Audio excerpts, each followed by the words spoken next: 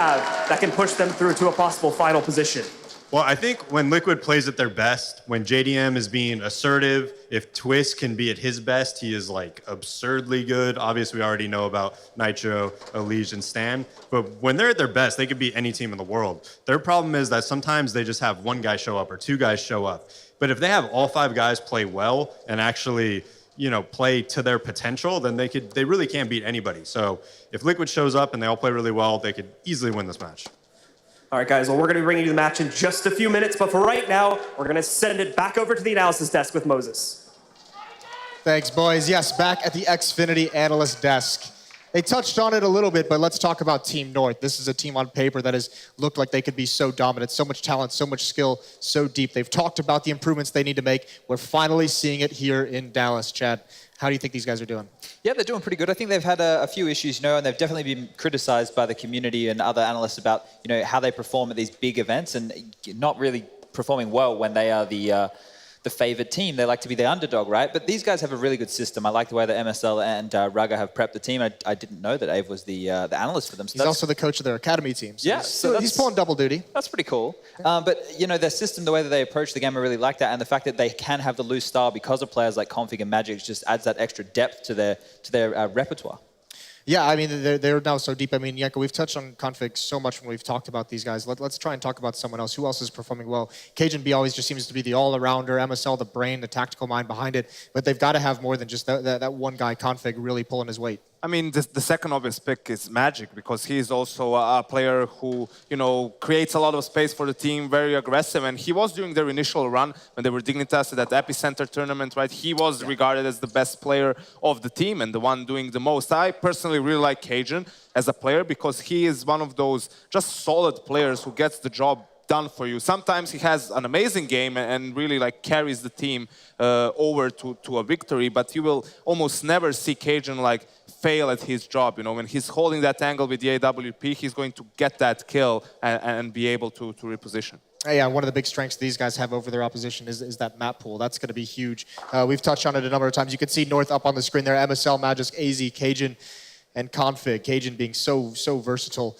Where's AZ fitting in? That seems to be the discussion that we always have around this team. I mean, is there anything new? Is it still just kind of feels like it's not clicking yet? Still a little bit of a lost boy in the stats, but I think he is playing a role. When he was in FaZe, I don't think he was a star player necessarily because there were too many stars around him and that team didn't have any direction. Before that, when he was in Dignitas, he was a star.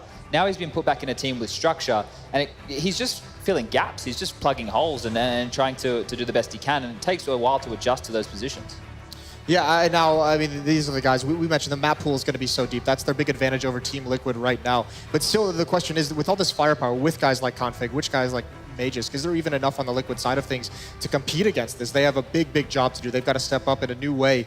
But certainly MSL has this team playing at a level that, Team Liquid can't rival on the team front. I mean, absolutely. North, I don't think there's any doubt about their, either individual skill or team play or their T-side play, even CT side play. Their problem is, inside their heads, in a sense, psychologically, they seem to falter when they have all the ingredients for success and all the advantages, even in a certain matchup, right? The playoff games that they've been losing at previous tournaments have all been to underdogs. But that being said, I do believe Liquid has a chance because they've shown some really solid fundamental Counter-Strike and very good use of utility, of team play. And when you have that, you can use that to your advantage to basically negate some of the effect that your opponent's individual stars can have, but by forcing them out of play with, smokes, molotovs, making it very difficult for them to get those clean duels. I think the problem is they relied on a lot of that versus, who were they playing? I've just forgot. I've had a brain fade. Liquid Envy? That's the game I was thinking of. They relied on that so much to get map territory, right? That if the disrespect does come in from players like Config and Magic, and they're able to pick them apart before they can use those executes to take map territory, we haven't seen how they fall back and how they're going to react from that. On the positive side of things, to initiate, they've been really good. So with those executes, and especially with JDM, right? That guy on the AWP, he has a lot of new moves that have been built for him by Stan and by Zeus, it looks like, to help him get into the game. And this is the first time an AWP by Liquid has been activated correctly. There you can see Team Liquid on your screen, setting up, getting ready. I mean, this is a team that's playing in front of their home crowd here. And I mean, Chad, as a player, how much does that impact you if you're playing against opponents who are in their place, or if you're playing on a team that's in your home? I mean, as a player on the stage, is that actually something that really, really changes how you can play? I think when you're playing away from home, it doesn't really affect you too much. You're so focused in it. But when you're at home and you have all the fans behind you and cheering for you, you can ride that wave, right? And the louder they get, they're going to see people standing up. They're going to see people clapping for them every frag they make, and that's always a positive thing to have. As you and I experienced firsthand in Sydney, Jason. Yeah, we did experience that first. That was rough. What was Henry as a what? Wanker. Oh, yeah, I do believe that was the chant. That was quite a good one. Accurate as well. Yeah. Quite nice. Well done to the Australians. Shout out to the Aussies. Creative as usual. Now with Team Liquid, Yanko, I mean, you've been plumping these guys up all through this tournament, saying they were going to make it out of group stage on day one. They do that by the skin of their teeth, but it seems like we've seen them improve day to day throughout even just this tournament itself. Yeah, I think for them the question was how are they going to perform on LAN, and also how much time do they actually have to establish some sort of structure, coordination, right? And in that game against Envy, it actually looked super crisp in some of their executions, in their approach towards anti-force buy rounds, right? You couldn't really find a flow in it, which is rather impressive for a team that hasn't been long that much. Talk to me specifically about JDM, because I want to know, this team has struggled through Adren, through Kusta, through Simple, of not being able to have an AWPer have actual real impact on the game. Now it seems finally they've got JDM locked in. They figured out some way to make JDM as an AWPer work. Even he struggled for a long time in this team before Zeus's arrival. What are the changes that are putting him in position to have this effect? Yeah, I think you definitely need to give props to JDM, but you also need to give them to Zeus and Stanislaw. As Chad pointed out, he is now being put in a position to succeed, right? There are, the nades into squeaky door for him to peek, the flashes into B holes on train for him to be aggressive, the team working around him so that he can get that advantageous duel instead of just trying to, find a duel by himself, going for those contact plays. It's way easier for an AWPer to be effective that way. Yeah, in CLG, he used to just find the duels himself, right? He was the type of player who was just getting caught in positions where he was able to get multi-frags with the AWP, and he was making it happen on his own. But when someone becomes a star, they start to get looked at, and when you get looked at, you get counter-stratted, and your little tendencies don't work. I remember playing, I think it was CLG actually, and JDM was always going around to quad side on Inferno to pick middle on the first gun round. We watched that in a demo, Yam studied it, he knew exactly how he was going to peak, and we just booked him the first time. So as soon as you get too one-dimensional as an AWPer, it gets difficult, and it's so hard to come up with ideas yourself. You need a support staff to help you. Right. Well, here you can see on the screen, it's going to be the map veto just concluded, as I pointed out. So obviously, let's talk about... I don't think it's over. I think it's over so quickly. It was up through the entire time you talked. I don't think even...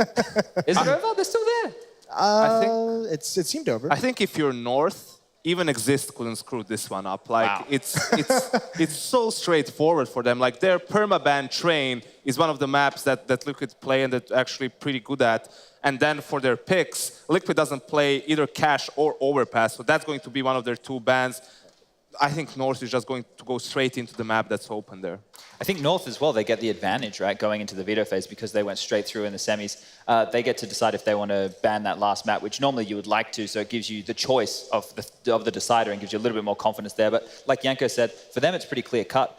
I'm going to assume maybe an overpass would be the pick. I mean, if you're Liquid, probably, in my opinion, you should go for the overpass ban and then leave cache in, because cache is a map that in North America is very much played individually, right? So at least the players know their way around the map, and you have more room to improvise, right? Even if you're not practiced on the T side, still players know the basic smokes, you know how the map works. Overpass, you need much more coordination, right? When the CTs hit you with that aggression, you need to be able to know how to react, where to push. Basically, I think it's much easier to do it on cache than it is on overpass. The problem with that is the best things we've seen out of Liquid's T-side is based off of structure, right? Yeah. So if they're going to go to a map like Cache where they don't have that structure, they need their players like Nitro to step up, who are very free-flowing. When they get that space, they're able to run away with the game. That's going to rely heavily on him if they do want to go with that pick. Notoriously, he had some of his greatest games on cache, actually. Yeah, I mean, that was the crazy thing. That was the first thing that put Nitro on the map, was his games against Fnatic of all teams at their peak, was where he was dropping 30-some kills. We haven't seen that Nitro in a while, though. It seems like he's lost a little bit of that fire. We talk about this, right? When you become a role player, when you're that hardcore entry fragger, the frags aren't always going to come your way, especially in a structured team, because when their execute comes in, you're first, they're expecting it to come, their utility is being used on you, you're going to have a rough time. Your role is to die, almost. Yeah, and just to create space and give the other people coming in a chance. When you do faster strats and you're a player like Nitro, Apex, Taco, you're going with the flow and you're confident because your teammates are flashing for you, right? Like super helping you out with all the utility. And your job is just to get in there and catch the first player flashed off guard and get that frag. And then it snowballs. When you're playing the more structured meta of Counter-Strike that we have right now, it's harder to do so. I think his role shouldn't even be called, like that role shouldn't be called entry fragger, just entry. Because sometimes he doesn't even need to get the kill, that player. You just want to create space for the team to gain ground and for you to gain entrance into the bomb site. If you can do that even without getting a kill, if your teammates can get the trades, that's all you need. Well, now on the screen, we're going to have the vetoes pop up as we did see it. Did see them performing it in the small picture earlier on. We can bring those up because this is where we'll see what kind of advantage North is going to come out of here with, because it seems like no doubt the kind of opinion is that no matter what happens, there's going to be an advantage towards North. Yeah, it's not just because of the fact that there's a clear, like there are clear 2 permabans for Liquid, and one of them has to go through, obviously. It's also that whichever map Liquid goes for, it's going to be an extremely comfortable map. So 3 maps that they can go for, Mirage, Nuke, Cobblestone, all of them, those are probably North's 3 best maps. So it's like, you know, what are you going to pick? Obviously, it's going to be something that they would specifically prepare for. What do you pick if you're them? Because we've seen them have very good games on Nuke. Historically, though, that's a really good map for North, right? And having that Cajun config combo outside is super hard to deal with. Didn't look like they had that versus Envious, who they weren't really menacing. They weren't able to stop them from taking yard control, getting down secret, getting around ladder with a lot of players. I'd go for Cobble. They go for Nuke. They're not punishing them in the veto here by giving them Mirage, right? Like, if they went for the Cage pick, like Yanko said, that's how you punish a team in the veto. You go, well, we know you don't play this. We're going to force you to play it and make you squirm a little bit. Is this a little bit of overlooking Liquid, perhaps? Maybe like looking past them? I think this is a matter of North being super confident in their own maps, that they feel like, even though Liquid plays Mirage and they play it a lot, they feel that, okay, we are just better than them on this map. No matter the fact that they play it. But I actually think this is a mistake from North, because Cash, yes, historically it hasn't been a great map for them, even statistically, but all the losses that they've had recently have been 16-14 to FaZe, 16-14 to SK, 16-13, right? It's been very, very close games. They even managed to take down FaZe on LAN recently on the map. So I feel, considering Liquid doesn't play it at all, I feel North should have definitely gone for Cash. You feeling the same way, Chad? Yeah, and that means now we're not going to see it in the series at all. Inferno being the 3rd is a bit interesting to me. Cobble, Liquid did look relatively prepared on, right? We did see a lot of structure out of them, so this is taking that out of the equation. Inferno, where it was against Mousesports, I think they played, they didn't look fantastic on that map, so to see them go with that as the 3rd, it's not bad. Again, this is where I'm, again, a little bit torn, because, okay, if you're North, you're looking at Cobblestone. Liquid played it in the series against Envious as well. Maybe they're thinking, okay, Liquid's Cobble actually looked really good, all things considering, and we don't want to risk it. Let's move it to Inferno, a map that they play less, and we think like we're a stronger team there. But I don't know, that not picking Cash really bugs me. Like, I really think they should have gone for that, man. Yeah, because now you have, instead of having one map where Liquid is going to be extremely uncomfortable on, you get 3 maps that Liquid play. Yeah. And that, for them, that's awesome. They're an underdog. They have nothing to lose. And we saw that they're willing to come out with aggression on the CT side. We saw they're a team that are reactive. And looking back at how North plays in some of these playoffs games where things get close and they start going wrong for them, it can get really scary. Also fighting that curse of going straight through to the semifinals, getting 2 days off as well, coming into this maybe a little bit cold. G2 are on the way to beating that, so... Yeah, they're getting there. They're getting there. They got to be very happy with that. That was a very good series out of them earlier. Either way, let's now focus. Let's get off the idea of the entirety of the map veto process. Okay. Let's get just into Nuke. I mean, obviously, we're going to mention, just because they're starting on the T side as well, Team Liquid, that fast pace they have outside, that control they're able to have outside. We've seen 2 teams now unable to stop them. I already touched on it though. Config and Cajun outside, they're very powerful in those positions. Config, like we touched on in the pre-show, is super strong at just getting multi-frags, some of the most in the whole event so far. He gets close to the T red box, he comes up secret, he plays on the catwalk, he has help from his Annex player. Cajun patrolling with the AWP, watching Silo for him. It means that he can get those frags and get away. And it's going to be more difficult in this occasion, I think, for Liquid to get that outside control. I agree that city-side aggression, North is one of the rare teams that, okay, nowadays we see it more. We saw it from Liquid boosting Elysia up on the silo. We see it from FaZe with Rain. But that's very important to have that player posted up in secret, because that negates the opportunity for the T's to fake out, to just throw the smokes and then go for something different and to bait out your rotation. So that's something Liquid is definitely going to be able to see, to scout, looking at some past games from North. So I'm very interested to see how Liquid basically approach this game. Are they going to change their playstyle slightly? Because I consider really both Zeus and Stanislaw very good at like preparing their team. Something else that I think is really strong for North on their T side is the individual moves that they have to make space. Magic's Boy especially has this move where he nades open Squeaky Door, he smokes off the Molotov because the CT protocol is to Molotov Hut, Molotov Squeaky. He puts that out and then he plays next to the vent, right? And someone is always dropping on top of Hut. Someone is always up on that yellow rafter and he almost gets a free kill there. So if they've done their homework Liquid, they can stop that. They know it's going to be there. They can prepare for that type of positioning. But if they don't, there's a lot more space going to be opened up on the map as opposed to when they played Envious, who were just doing outside executes or top executes and just getting mowed down by a well-prepared Liquid. Yeah, and now, I mean, Nuke, you talked about it. It's a team that, it's a map that historically has been very good for North, but they seem to have, they don't have, they were like the first team to really take it in, right? They were the first team to really be considered the best team on it, but it seems like it's drifted away. It seems like this is a window of opportunity for Liquid at the moment. Considering Liquid's performance, yes, but North is the team that initially revolutionized Nuke to an extent. They were the ones who added all these new strategies on the map, these outside fakes, these like pop flashing through your own smokes on yard and then splitting the upper bomb site through mini, right? Their playbook is extremely deep on this map. There are a number of different things they can go for. And seeing Liquid's play on the CT side, it was actually fairly versatile. So again, this is where a good start is going to be very, very important for them because that's what gives you room to be aggressive. If you're passive against North, despite it being a fairly CT-sided map, you can still get punished for it. This is the map that North lost to Chiefs on. Let's not remember. Oh, yeah. And if you're losing to Chiefs... And they lost that on the CT side, lost 11 rounds as CT. The thing in that situation is they would have underestimated Chiefs. You know, they wouldn't have prepared properly. They would have gone, you know, these guys are just some noob team from Australia. Let's not worry about them. I ruled them out from the get-go. Which Usually works. Which is what North did, right? It didn't pay off. What, ruling out Australians? Yeah, tends to be the way. But I think they should be much more prepared in this situation, right? And that's a kind of a humbling experience where they are going to learn from that and hopefully take that forward. And hopefully we don't see that level of underpreparedness again.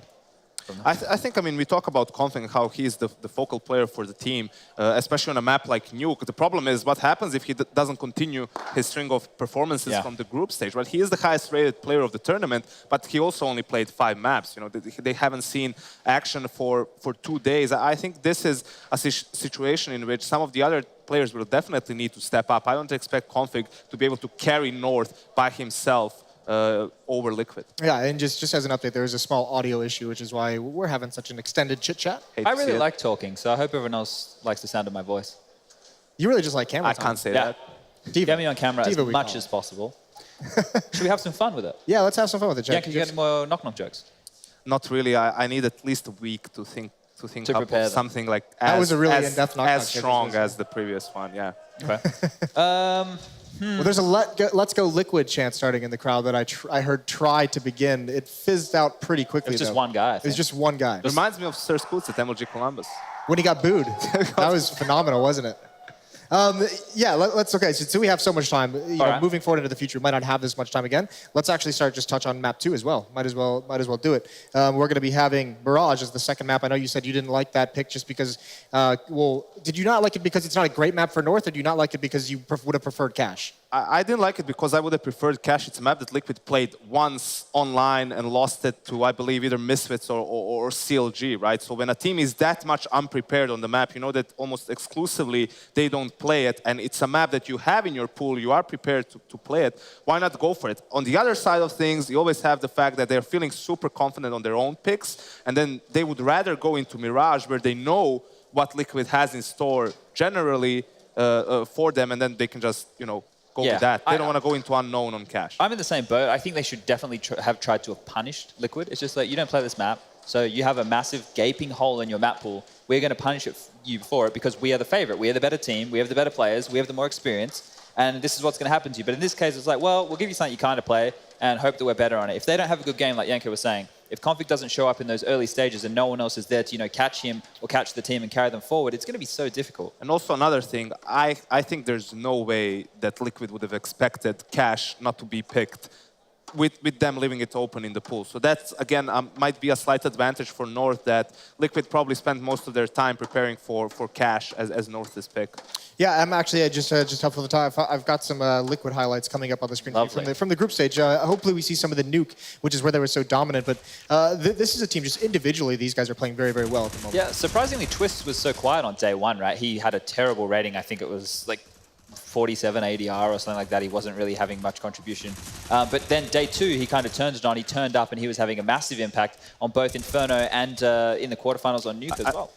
I think it's because of the air conditioning. Kenny Essen mentioned it as well. It's no joke. Here in Texas, the air conditioning is unreal. It's like mutant air conditioning. Why do you guys need such good air conditioning? Well, it gets very hot down here. Oh, it gets hot here, does it? Yeah, it does. Yeah, funny that. What, did you lure me into that Yeah, one? the Australian bait and switch. It wasn't that hot over there. You're in winter. It was like still 65 degrees. That's not a winter. It actually reminds me of Dubai, where it's like 40 degrees outside and then everything is AC to 17 degrees. For the hometown crowd, that's very hot. Just to let you know, that's Celsius degrees. But yeah, this is, I mean, that kind of air conditioning, and it is the kind of case where it is something where you need to, hand warmers just don't cut it. And it's actually kind of funny. Need a blanket. Well, speaking of being in Dallas and at the CPLs, all the history that we've mentioned here, it was that way at the old CPLs in the tournament area. It was ice cold, freezing cold, because there were like hundreds of computers in the one ballroom, so the AC was always on super low. So teams would actually do push-ups, do jumping jacks in the tournament area just to get blood moving. I wonder how much of that exists now, right? I remember playing Jordan in a tournament. It was actually E-League, I think, and walking behind him to go to my PC, and he was like doing stretches and like warming up that way before the game, and then they destroyed us. So maybe it worked. But Did you start stretching before games? No, I should have, right? One time I did some push-ups before a game. How'd that go? Good? Yeah, we won. It was only versus immunity, so that wasn't like it was a big deal. But I'm curious as to, you know, like the pre-game rituals along those lines, how teams really take that. Because some of my guys, like I remember Jake Hess was like, he needed to have a Mars bar. I don't know if you guys have Mars bars here. We do have Mars bars. Yeah, and like... It's the worst out of all of them. Okay. Well, he always felt more comfortable when he had one of those, right? And it's just those silly things in his head, like wearing the LAN pants and all this, it's like just ridiculous things like that. What are you guys doing? Yeah, well, I mean, you know, players, they're a little bit peculiar about the playing conditions, because we've been in tournaments where, like, in one room, one team has wanted the air conditioning on and the other team has yelled for it to be off, so you have to, like, alternate back and forth when each team is complaining about it. I wonder, Jason, where do you lie in this one? Because you did actually order mouse pads for some of the North guys. I did order some mouse pads. What happened with that? Guys. They're still actually at the hotel. I haven't actually retrieved them. So they're going to play on the desk? I have no idea what they've done. They haven't hit me up. But we had a long day of travel yesterday, so you know it was the last thing on my mind when I got in last night. Just so selfish. Last night was all about having that one beer, going up and showering, taking a nice nap. A nap? Yeah. Wow. This is fizzling out fast, isn't it, Yanko? How can we save this? Well, let's go. What happened to these highlights? Yeah, I don't know. I don't know where the highlights are. Do we throw production under a bus now? We did. You did. Just then? You did. Yeah. Yeah, let's continue the discussion then on map 2. We'll just bring it back towards Counter-Strike, because Counter-Strike has always saved us historically. It's what sustains us in life. I got to watch a lot of Liquid in ECS and especially on Mirage, right? And as I said, they're a very proactive team. They're a team that even if they lose a player, they're not just going to stand around and wait for something to happen. They're going to take initiative for mid control, for example. If they can figure out a way their opponents like to go about taking mid control, they'll either pop flash or send extra players towards mid, try to fight for it, or they will be aggressive maybe towards ramp if they decide to give away mid control to their opponents. One thing that I dislike to an extent is their default is kind of easy. It's easy to find holes in it. For example, Stanislaw, a lot of the times he's by himself in B apartments. So what teams started doing, SK for example, would send an opper towards B apartments, they would just kill him and have a pretty straightforward 5v4. Well, here's what we're going to do, because there's still the audio issue going on. It's taking a little bit longer to fix it than we expected. So we are going to head to a quick break, give them time to get that issue underway, and then we'll get this match started as soon as possible. So stay tuned and we'll be right back.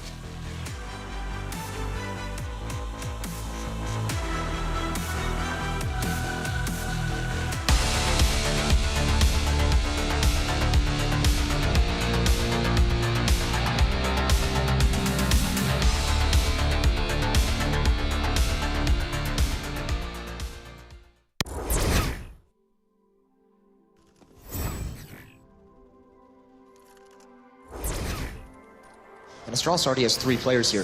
This is the battle. This is for the round. Rain just eliminates the 3. Goes for more, and he's going to get it. Kirby can't handle it. There's the 3rd player. They all miss. Rain is unstoppable. He might not stop now. Zimnix could be the next possible victim here. He's trying to get around. He's trying to be relevant. But Rain's not having anything. That's 4. Good little pop flash. Crossfire set though. Watch. This Magistic. Oh, gets obliterated though. So that actually opens up quite a bit because MSL's limited on how he can peek. Look at Malta. 3 quick kills as he snaps back to get MSL as well, and I would say this pistol goes the way of Chiefs. It's config versus 4. Bomb planted. But They know already where he is, and they will not allow one-on-ones. Nice shot. Malta, again, what is that? So much in front of him, so many different angles to watch. Finds one kill in the middle, that shut down from long. A nice clean round. Okay, come on, Kerrigan. No way. No, he's going to tackle his guy. Yeah, he's got it. No, he doesn't, Taco! He's too far away! They've done it! Oh my God, Kerrigan, that's amazing! But it has left just Xyp9x alive. And out of being pressured, actually crumbles Xyp9x. All right, Clutch Master, let's see what you can do. A nice and simple 1v3, I'm not too sure, but he's already going to start to predict. Maybe there's a possibility, and Kio's giving away a bit of the game here, and there it is, Xyp9x. Can't give this guy this much space to work with. One on one at the upper bomb site, he absolutely does. And there it is. My God. More magic from Xyp9x. And Xyp9x holds his nerve. He waits, he waits. The molly burns, and he now knows, oh, Nico! He tries it, but nothing comes through. That's two more. Don't let him come alive. That's gonna be scary. Look at the shot on Taco. He's got Cole walking in next. Whoa! Oh my goodness! Line up the hat trick and pull a rabbit from the hat. It's all done. SK get their fourth.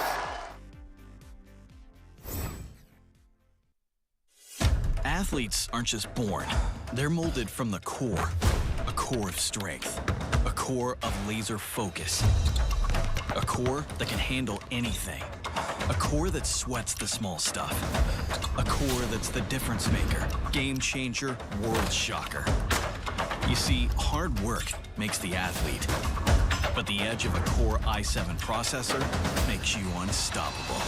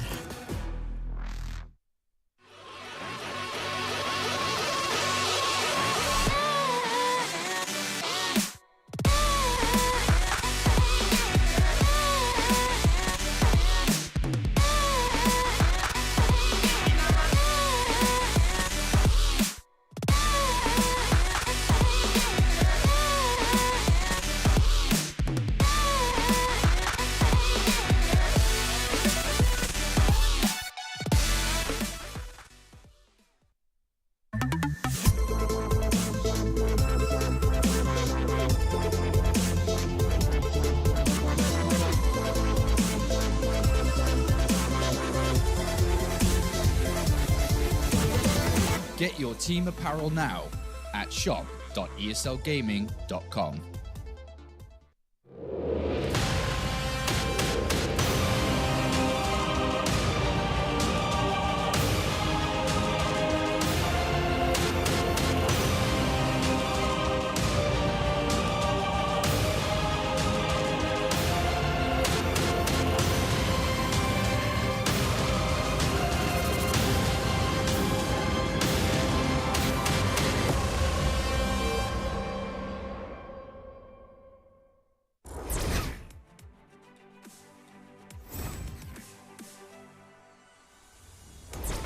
Hey Future Pros!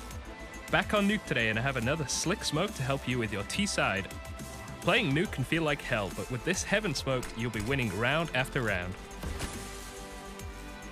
The first step to executing this smoke is to shoot out the back left skylights.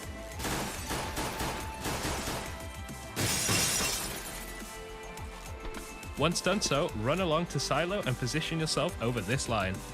Aim just to the left of the second rail post and slightly above the roof. Find mouse 1 on your gaming mouse and then press it. And just like that, Heaven will be perfectly smoked.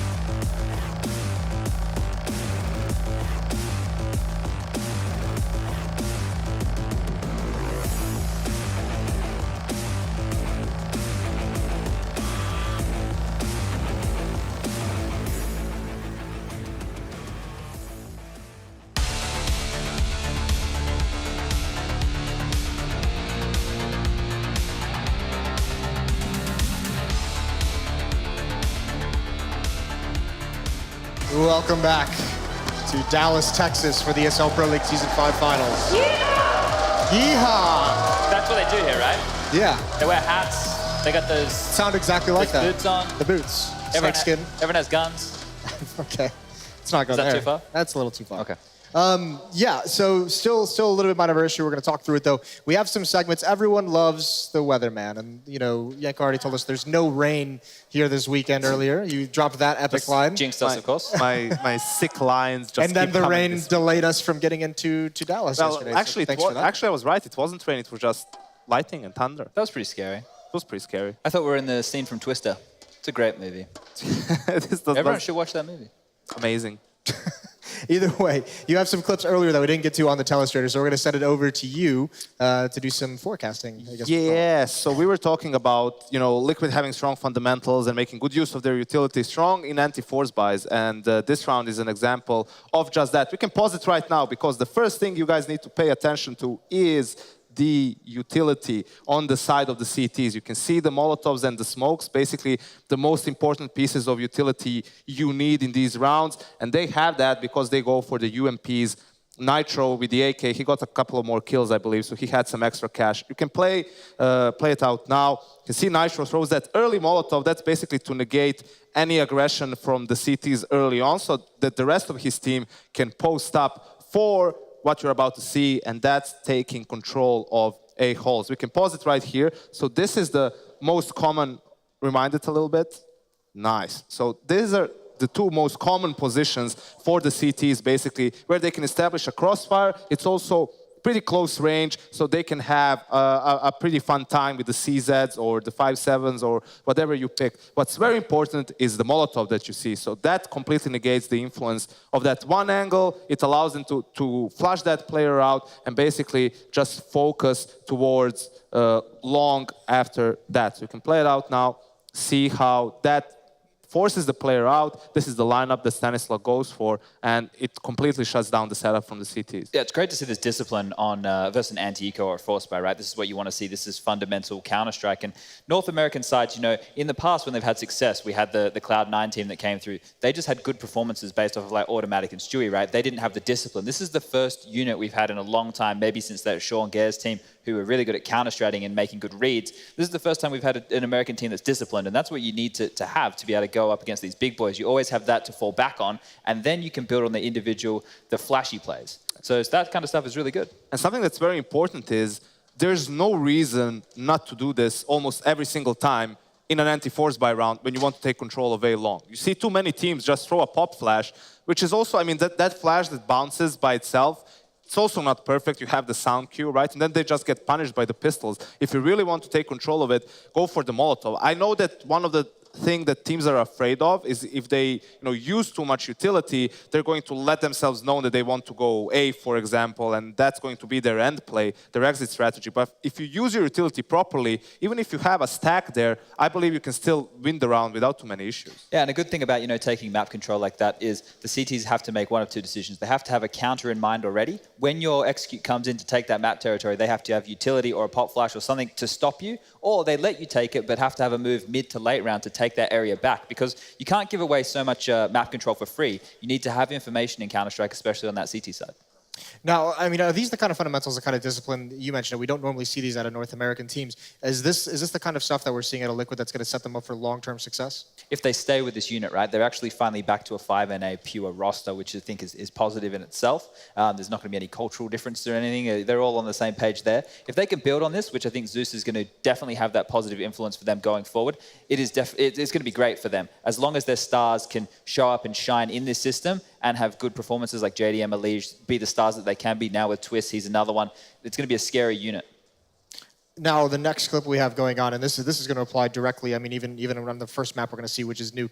This is JDM, some of the ways that Liquid is doing a good job of setting him up for success, allowing him to get some of those opening picks. Absolutely. I mean, Nuke is not the easiest of maps to find an opening for the CT sniper to be like fully on aggressive, but this is a nice innovation. Usually it happens either towards ramp or towards yard where he just gets posted up. So a great little way to, because they're always a tease, they always try to break a hole in the door, and then they try to find the duel there, and that's a way you can punish that move. And usually that happens from the T side, right? We see that frequently, the Yeah. door being blown open for an operative set push. It's interesting to see it on the CT side of things. Definitely, and there's another one they have on the T side where they were boosting JDM up on that red crate so he could get a weird off-angle pick towards the player playing on CT red. So those moves are great, and that's why you're seeing the resurgence of JDM in this match, in this tournament. Yeah, and there you can see the players, their stats on the board. Elige, long time one of the best players on Team Liquid, still with that 88 ADR. That's very nice to see. He's been a huge impact player. Twist being up there is very surprising. And then over on the other side, Config, obviously, we've said it so much, how much of an impact he's having on this tournament. And it's also great to see, you look at Liquid across the board, it's very even. I mean, Elige is a bit in front of the rest of the team, but usually when you have like a team going strong throughout the tournament, it has to be a team effort nowadays, because it's so competitive. The skill is so high with these players, the individual skill, that you just can't expect one or two players to carry you to victory. Something that I'm interested to see is how Liquid are going to react when they don't have the money, right? Because North aren't a team that are just going to let them build up an economy. They're going to constantly be fighting. They're going to be making every experience very expensive for them.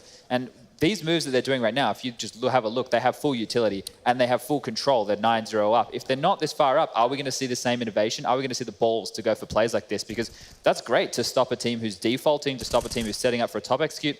Nice initiative there by Elige. I think that's very important because for us, I mean, you know, talking about the game and hindsight, that's the way you should play no matter the score. But actually being in the seat and being down 5-0, it is kind of difficult to say, oh, let's just boost up Silo, even though it's the best call and the best counter to what your opponents are doing. Even teams like SK, who are known for their aggression, when they're down 3-0 or 4-1, when they know that they have a difficult money situation in their hands, they are also reluctant to go for those moves. That's why we always put a lot of emphasis on economy, on having a good start, because that's what gives teams not just room for mistakes, but more than anything else, the confidence to go for these moves.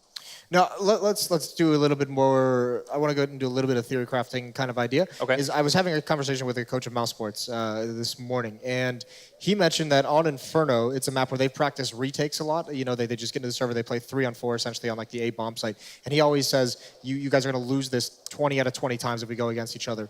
I ask this because Inferno is going to be the third map. Are there other maps that kind of lend you to being important to save your weapons rather than actually go for the retakes? Maps that are just so hard to retake where if you don't have the right tools, it's just better to just say, well, we'll just save the 3 guns and take the loss?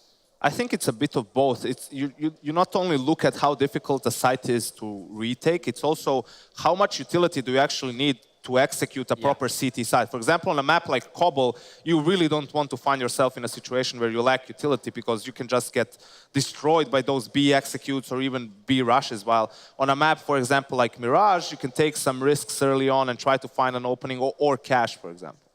I think you have to go for plays sometimes to retake the site. Sure, if the T's get the site with not too many trades going unfavorably, they're going to have the advantage. They're rooted in places like Pit. It's hard to get them out of there, especially without utility, like Yanko's saying. It's probably one of the hardest maps to retake on, for sure. I think maybe, just trying to think what else is quite difficult. Cobble, like you said, if you're retaking B with no utility, late round, and you had 2 guys playing that A bomb site because you made a bad read, you didn't have a rotator there, it's so difficult. They can get close up door, they can be set up platform, they can have drop control. In the end, you're looking for maps where you can get duels, pretty much, you know, where you can get a fight and you don't really need to use your utility to put yourself in a favorable situation. Overpass can be that map as well. You know, you have 2 rifles, just send 2 players out long and send them hunting all the way towards playground, pretty much, and eventually they're going to establish some contact.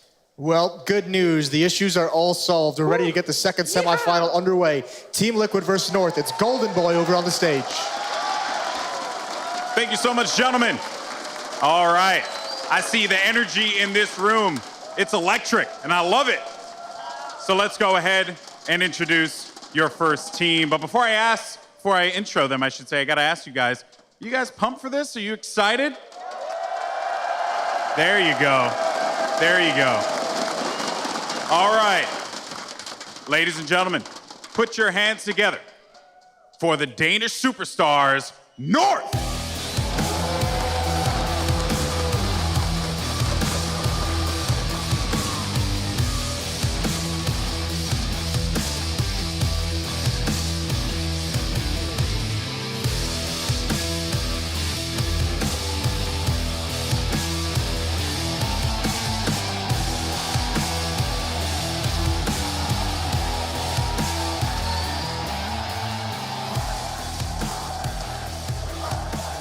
Oh boy. Oh boy. Where are we again? Well, I think these guys need no introduction, but I'm gonna go ahead and do it anyway. Put your hands together for the hometown heroes, Team Liquid!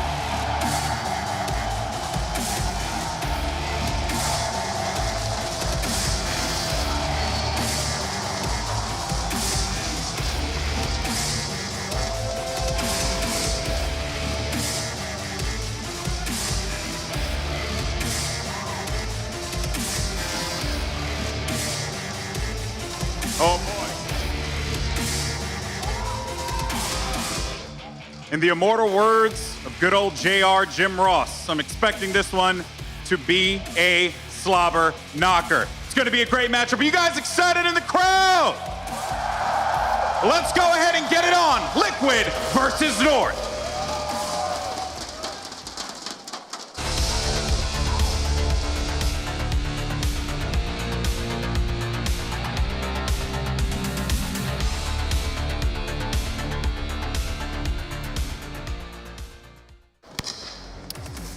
Yes, we're finally here. Liquid taking on North, and you can see the huddles in front of this crowd, both of them playing for the grand finals tomorrow. Is it going to be a slobber knocker? I think we've exhausted all options of analysis, so I want to get your opinion, Chad, on the whole sticky hand situation while going like through the crowd and giving high fives. What if someone gives you a very strong high five, then your hand is a little bit sore? I was always a fist bump type of Maybe guy. they jumped the gun so the crowd couldn't see him coming in, so they didn't have to worry too much about the high fives. I don't know, Twist's like, he seems very fragile. You know, you give him a strong high five, he's out of it. He's gone. Break. You gotta go wash your You know, hands. first the AC, then the high fives. The guy just can't get a break. You know who I thought could have done a little bit more showmanship before this match was Config. Yeah, he's up there right now. Yeah, I've heard the videos. Yeah, I don't know if he's a meme lord, but I like his troll. I guess ESL didn't want to put him in a situation where he would do some trash talk and then have to walk He got through a pretty hometown intense with crowd. it, didn't he? Yeah, he got really intense with the trash talk. I think he I liked it. used a bit of my inspiration from the casuals, sorry. Thanks for that one, by the way. Sorry? Cheers for that one. No worries. I think this game could be similar, don't you? This crowd, though, is doing his best to make sure that any smack talk going on isn't even going to matter. There's definitely home crowds, if that's what you mean. Definitely a star-studded lineup on the other side of things. We could get some wanker chants going on. That wouldn't be bad. Who would it be? Config. I mean, let's just stick with it. Just an easy target these days, isn't he? I mean, it's hard to go after some of the other guys who are just so quiet. I wonder if we're going to see any plays come out of these guys like we did with the knife in that super crucial situation from Config on. Oh, we love that one. Yeah, that was unreal. What were the comments from his teammates? They were going to punch him in the head? Yeah, that was Cajun said he would have punched him. That's why I like him. He just punches his teammates. Sometimes that's what you got to do.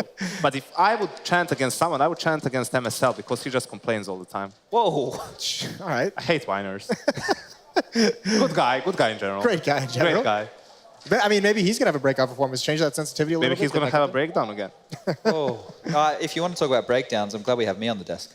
Yeah, well, I mean, Team Liquid here, the opportunity, they have a lot of leadership. I mean, with Zeus and between Stanislaw, I don't know if they're going to be the ones to break down, but I mean, the question is, can they even get started in this game? Do they need a hot start? Yes.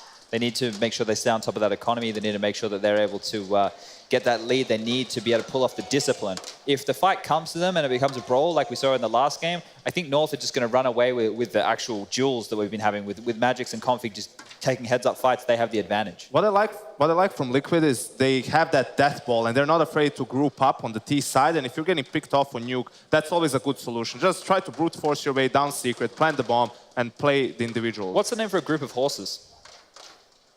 Horse eye? No. Isn't it like a herd?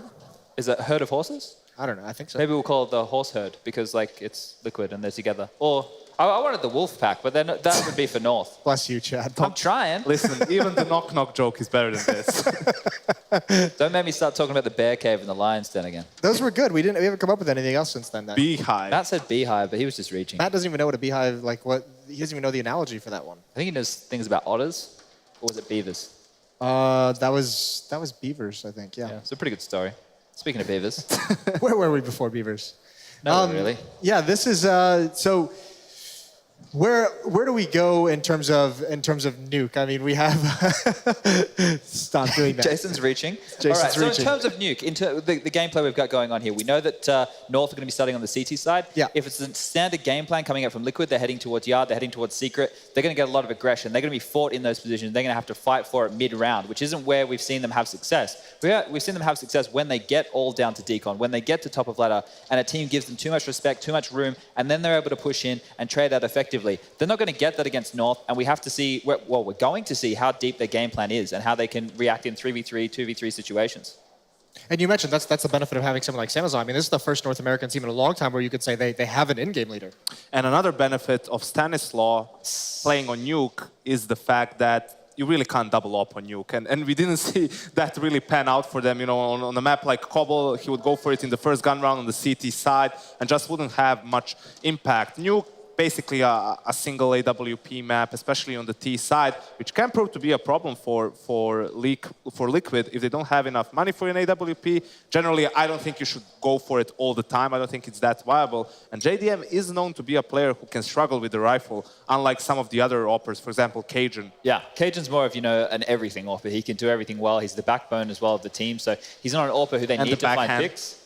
Yeah, that's the thing, you want a bit of violence. The thing that... just pad. Oh, we're reaching hard now, aren't we? Yeah, well, no, talk about Cajun. Talk about the benefit of having a player like that that's so versatile, that can do both things. That's not going to hurt you economically. Look at the trophy. Or don't talk about it. Have you seen that? It looks like a spaceship. Shiny objects. What's that? I like it. I think it's quite cool. Does anyone else here like it? This is crowd interaction. That's about 200 of my closest friends. Yeah. Really helping Jason. You don't have any close friends, you don't have us. We got close after yesterday. So let's just assume that there's probably still a slight technical issue that they're fixing. Yeah, no, this is just my camera time. It's in my contract. So it was good that Yanko fixed the stream before as well, wasn't it? Yeah, it was. The stream was stuttering, we heard. So Yanko went into the back. He found the base mainframe. Plugged it in. Yeah. The thing is, that was all it took. When I was observing, actually the observer station is right next to the main tech guy, because you need to have, the cables need to be like closest possible so that the stream immediately goes out on the internet. Pretty much, so I could see what he was doing when there were technical issues, and I knew how to react. They have a new guy there, Heather and DJ, they're not really good at those types of things. They focus too much on the game, right? You need to be an all-rounder, Jason. You need to be a doer. Just to fix it. You need to be a doer. So Yanko's a man of many trades, can tell the weather, fix computers, analyze Counter-Strike. It's actually kind of incredible, isn't it? I was wondering where he was going with that. Yeah, right. There were many different places that could have gone, and yes, now that you've mentioned the trophy, that is what they are playing. How much prize money is it, Jason? Do you know off the top of your head? Yes, $750,000. Yeah, first prize is $225,000. Second is $100,000. Third and fourth gets $60,000. That's not a bad day in the office, is it, Chad? Yeah, it's not too bad. I don't really like that. I prefer like top-heavy prize pools where the winner gets 400,000 and the second place gets like 75. Actually, while we have the crowd here, here's a question, because we're talking about dinner tonight. We're talking about going to Korean barbecue. But Yanko said that we should go to a Texan barbecue. So I wonder if they got any recommendations. I don't know how they can yell that out. You can just, whoever has a recommendation for a good barbecue place, either Korean tweet it or out. Texan, tweet at Chad, Send it my way. At Sponjay. At Sponjay. Why do you do this to me? I mean, that's not a bad roar. I guarantee North could hear that through the headphones for sure. They're going to be hearing a lot of that throughout this game. They're the Lions. They're used to roaring. Well, guess what? We're ready for the game. Oh my God! Cheer up, crowd! Take it away, Blue and Dazed. Alrighty, thank you very much, Moses. It's time to finally get started with this first map. It's Nuke and it's North taking on Team Liquid. They're going to start off on the T side. North will jump over to the CT side. Let's jump into it and take a look at what Team Liquid has to offer us to start off this match. And Twitch will waste no time diving right in, but he gets denied. And AZ also picking up a second frag now. They'll look for the third, as Nitro still looking for a way out, but AZ again holding strong. As will Magus taking out JDM, just leaving Stanislaw alone in a 1v5. He flanked out over here by A. Finish it off with a beautiful 3K to start off for North. Yeah, just clean round from North there. Liquid's entire strat is based off those guys getting down vents, getting bombed down, and then you have one player go ramp, you have one player hold the squeak down towards the vents, and you have that one player on yellow. But obviously, you know, just stage one of the strat just gets completely demolished, and it goes downhill fast from there. Yeah, and Liquid do just end up on this usual second round force buy with Deagles. JDM will be saving for the op coming up in the first gun round. Stanislaw and Nitro going the Tech 9 route, and they'll go for quick lobby control again in this round. Not really going to be toying around with outside too much just yet, but that's going to change relatively quickly as Stanislaw moves in. Yeah, I mean, this is brave by Liquid to pick Nuke, though, against Danish teams, man. I have nightmares playing against Danish teams on Nuke. They're always just so well polished and so good at it. Liquid does have a really deep playbook that we saw earlier on this tournament, but if North did their homework, you know, I think they could actually, you know, find some flaws in their T-side a bit, like not ever working ramp, for instance. Liquid almost never does on any other shit strats. Well, now again, Liquid still probably going to be trying to go for just a breach here to the upper bomb site. Everybody's stacking up in the hallway, leading up to the door now, but still no execution. They still have plenty of time left to play with a little over a minute on the clock remains. But this execution needs to be nearly flawless as they have no utility support. It moving in though instantly. Two of their players go down.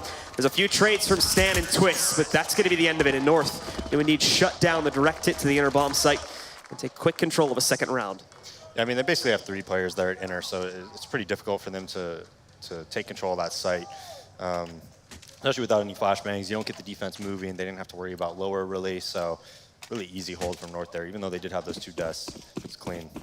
So how do we think overall this map veto went for really both teams here now that we're in the round that more than likely Liquid's just going to get run over upon here? Well, I do think North, I definitely favor them in the veto. You know, when you're talking about picking cash instead of the Mirage that they picked, you know, Sponge and Yanko were kind of saying how they would have preferred for them to take cash. I don't know. I feel like if you feel you're the better team, and North definitely feels they're the better team, is KJB just going to get some easy goals at outer here, clean up, and this round will go pretty smooth for North. I think if you feel you're the better team, you should just go for it and just say, hey, we're better on Mirage. I'm more confident in us beating them on Mirage because on our best day and even on our worst day, we're probably going to win on Mirage, right? That's how confident we are. So I'm kind of in that mind frame, but there's definitely 2 ways to go about it. Well, these first few rounds go perfect for North. They only lose 2 players in the first 3 rounds total here, so that's not going to be the best start for Team Liquid and North. As a result of that is going to stack up quite a pretty penny in their bank accounts, leaving them with good excess if they should drop this first gun round. But it is time now, as you can see, with Liquid getting the full investment, even able to get JDM on the op and armor buy. Utility is going to be a bit lax for a couple of players, but it's enough to get them moving here and start to push them into some outside control as a Liege can attempt to start it off. He does some good damage to Cage and B, but no kill just yet. However, he's managed to get that secret control, and he's going to draw a lot of attention to the outside when most of his team is still hanging out over by the lobby area on the other side of the map. Keeping them all grouped up currently, and again, still plenty of time. This was all very early on that they are able to move in and maintain that control, but now they just start looking for a little bit more of it. They could possibly catch Magic in the open, but he bails out right after he tosses that molly in. Few players from Liquid are still able to push forward though, and they get the ramp control. Liquid just taking this ultra safe as well, smoking off towards Hell to make sure no one moves in there. I mean, this is perfect though. They have secret control, they have ramp control, the CTs are all just kind of pinched together, and the Ts have a lot of, you know, moves that they can make around the perimeter to really make plays. But now, with time getting lower, they are going to have to start to move back and look to make a move themselves. But Cajun sneaking back into the warehouse, snipes out a Liege, and eliminates that outer pressure for the time being. So Liquid looking like they're just going to go right back to the upper play here. We'll see if they try to do some sort of event dive to try and get in towards B. But right now, they're going right out onto the site. AZ is here to defend, but a lot of the pressure is also outside. Cajun and AZ just ripping this hit to shreds, though. Twist responds with 1 kill, but that's it. Other than that, it's a North shutdown on the first gun round. Yeah, and I mean, Liquid had what they wanted, right? You get the secret control, but they did too much, right? They take secret control, they take ramp control, then they go back and go 4 through door, and you have no nades or anything like that. So they're running 4 through the door. There's a player mini, there's a player silo. There's going to be quick rotate because those players are already at lower. They're going to be close to the vents. Just a little bit too much from Liquid, right? You figure if you simplify it a little bit, you get that player down secret, maybe take ramp to lower, you probably have better odds of winning that round. So now it leaves Liquid in another somewhat pitiful buy here, just the upgraded pistols and a few with excess cash able to go for an armor pickup on Stan and Twist. That's going to be it, though. And once again, the strategy looks very similar to what we were seeing in past rounds. A few of them just holding out, maybe going to push for ramp room control, but other than that, just meandering around the lobby to hold there and run down this timer a little bit before they move into execute. Now, moving forward, they'll start to push against Magic again, successfully pushing him back, but now he's ready to hold at the bottom of the steps. Out of ammo now, but still going to be able to do some work on the pistol before Twist is able to trade that frag back out. Down to 3 for Team Liquid, however, and all 3 of them are lit. Another one goes down, a second one, and the third for Maisie as he shuts it out and guarantees a 5th round for North. Yeah, I mean, so far, this has just been a slaughter. Only 4 kills on any of the Liquid players, but on that one gun round that they did play, they were able to take map control, you know, pretty much flawlessly, without taking any damage or anything like that. So we'll see if North just wants to continue the game plan, let them do that and play a reactionary style and just shut it down like they have been, or if they want to send Config out there and just fight and make it 4v4 or 4v3 and kind of make them uncomfortable. Liquid seeming to take a little bit more of a dominant stance on outside now that they have the utility to do so here once more. But Elise trying to dodge around the smoke, see if he can find anyone peeking early inside of that warehouse. Won't be the case, so they just send 2 forward right into Secret, and Config hopping away over here to the water tank, which is now going to look to defend it when Liquid pushes down after this molly fades. And Elige, well, he's first up the back. Config restraining himself for right now, but Elige is going to look for that. It doesn't matter, though. Config holds Nitro with an opportunity to trade, and he does it, bringing things back down to a 4v4 situation. And that's the benefit of having someone like Config. He gets the kill, he does 81 damage to Nitro, he gets a lot of information, and he makes the other team uncomfortable, and he's very reliable at doing that. So now they have a lot of information to go off of. JDM gets a pick onto MSL, and this is a really nice smoke. Oh, never mind, a little bit of a gap. Magisk has a great way to abuse that if they try to push through Secret even further. But Liquid, again, uncertain about their initial control. They do end up falling back. And now we're grouping up outside for the second time here. Probably going to actually try to do a little bit more of a pinch this time towards the upper bomb site. As Stan's just getting ready to deploy that utility to get them into the site. Rest of Liquid, now with the crowd chanting behind them. They are going to get ready for this deployment. They've got the man advantage for the first time so far in this match. And Cajun misses an important first shot. AZ comes in to assist, but he'll get traded out by JDM. Cajun, though, striking once more as he moves into the site. Picks up one more kill and dives out, trading for an AK along the way. As this goes down to a 2v2. Team Liquid have absolutely nothing in terms of utility for the post plant here. Meanwhile, North, they still have an extra Molotov to possibly throw in that shed or anywhere else on this map where Liquid players may be hiding out at. But with time getting a little bit lower here, they will have to move in. The molly tossed in, but more towards the doorway, so it's not really going to burn anyone out from Team Liquid. And now North really need to move in, but unfortunately they've trapped themselves out, so it's all left it on the Cajun B. He's going to attempt to sneak back in, but he cannot match Twist. And with that, he'll make up a nice 2K and guarantee the first round for Team Liquid. Yeah, I think JDM, although Liquid did win that round, when he was mini there and he peeked that Heaven player, and I believe it was Cajun B that killed him, I don't think you should peek there, though, because you have players coming out of hut. It's really easy to go out of hut, go in front of the silo, peek that headshot angle. The guy can't peek towards mini. It's like a free kill if you're a T. So a little bit over-aggressive there, I think. After he got those 2 kills, probably feeling it. But they do close out the round, only living with 2 alive, though, and that puts their money really low.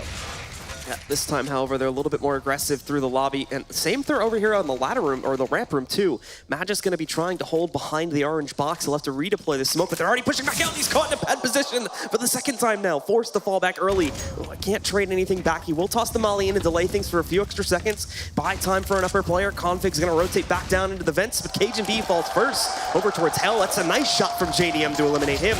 Now the rest of the team is trying to brute force their way back in, but there's still decent utility holding them back. It doesn't matter, though. Twist picks up a kill onto Magisk after he trades a frag from Stan. Down to a 3v4, scratch that now, 3v3, as Config snipes another one out, keeping these rounds close, and Twist doesn't have a great amount of room to work with. He's forced off the upper platform. He wants to go down for the plant. And in the meantime, though, Elige still hunting through those vents. He's re-secured it with the elimination of AZ. MSL trading out one, but Elige picking up an additional frag, leaving it all into MSL. But he's got these Liquid players so low. One down to the grenade, and now all he has to do is eliminate Elige. And he can clutch this back out, but he's going to take it oh so slowly, creeping forward, shutting the door to Decon shut, and now going for the defuse. He has coverage, and now he knows his opponent's there, so he'll go in, grab that defuse. The only question remaining, though, he has to wait for this molly to fade. Does he have enough time to defuse it? I think he should be good, but it is going to come down a little bit to the wire here. However, he should be able to grab it, and with that, North are going to retake control going up to 6. Yeah, huge 2v1 by MSL, great nade onto JDM. Elige's lurk worked out perfectly, comes down the vents, ends up killing 2 people and staying alive. Just too much time on that bomb to really do anything after that. Wow, nice shot by JDM. And this is a completely different game plan, by the way, than how Liquid has played Nuke previously. Like, they're taking ramp control a lot. They're not doing much with it, though.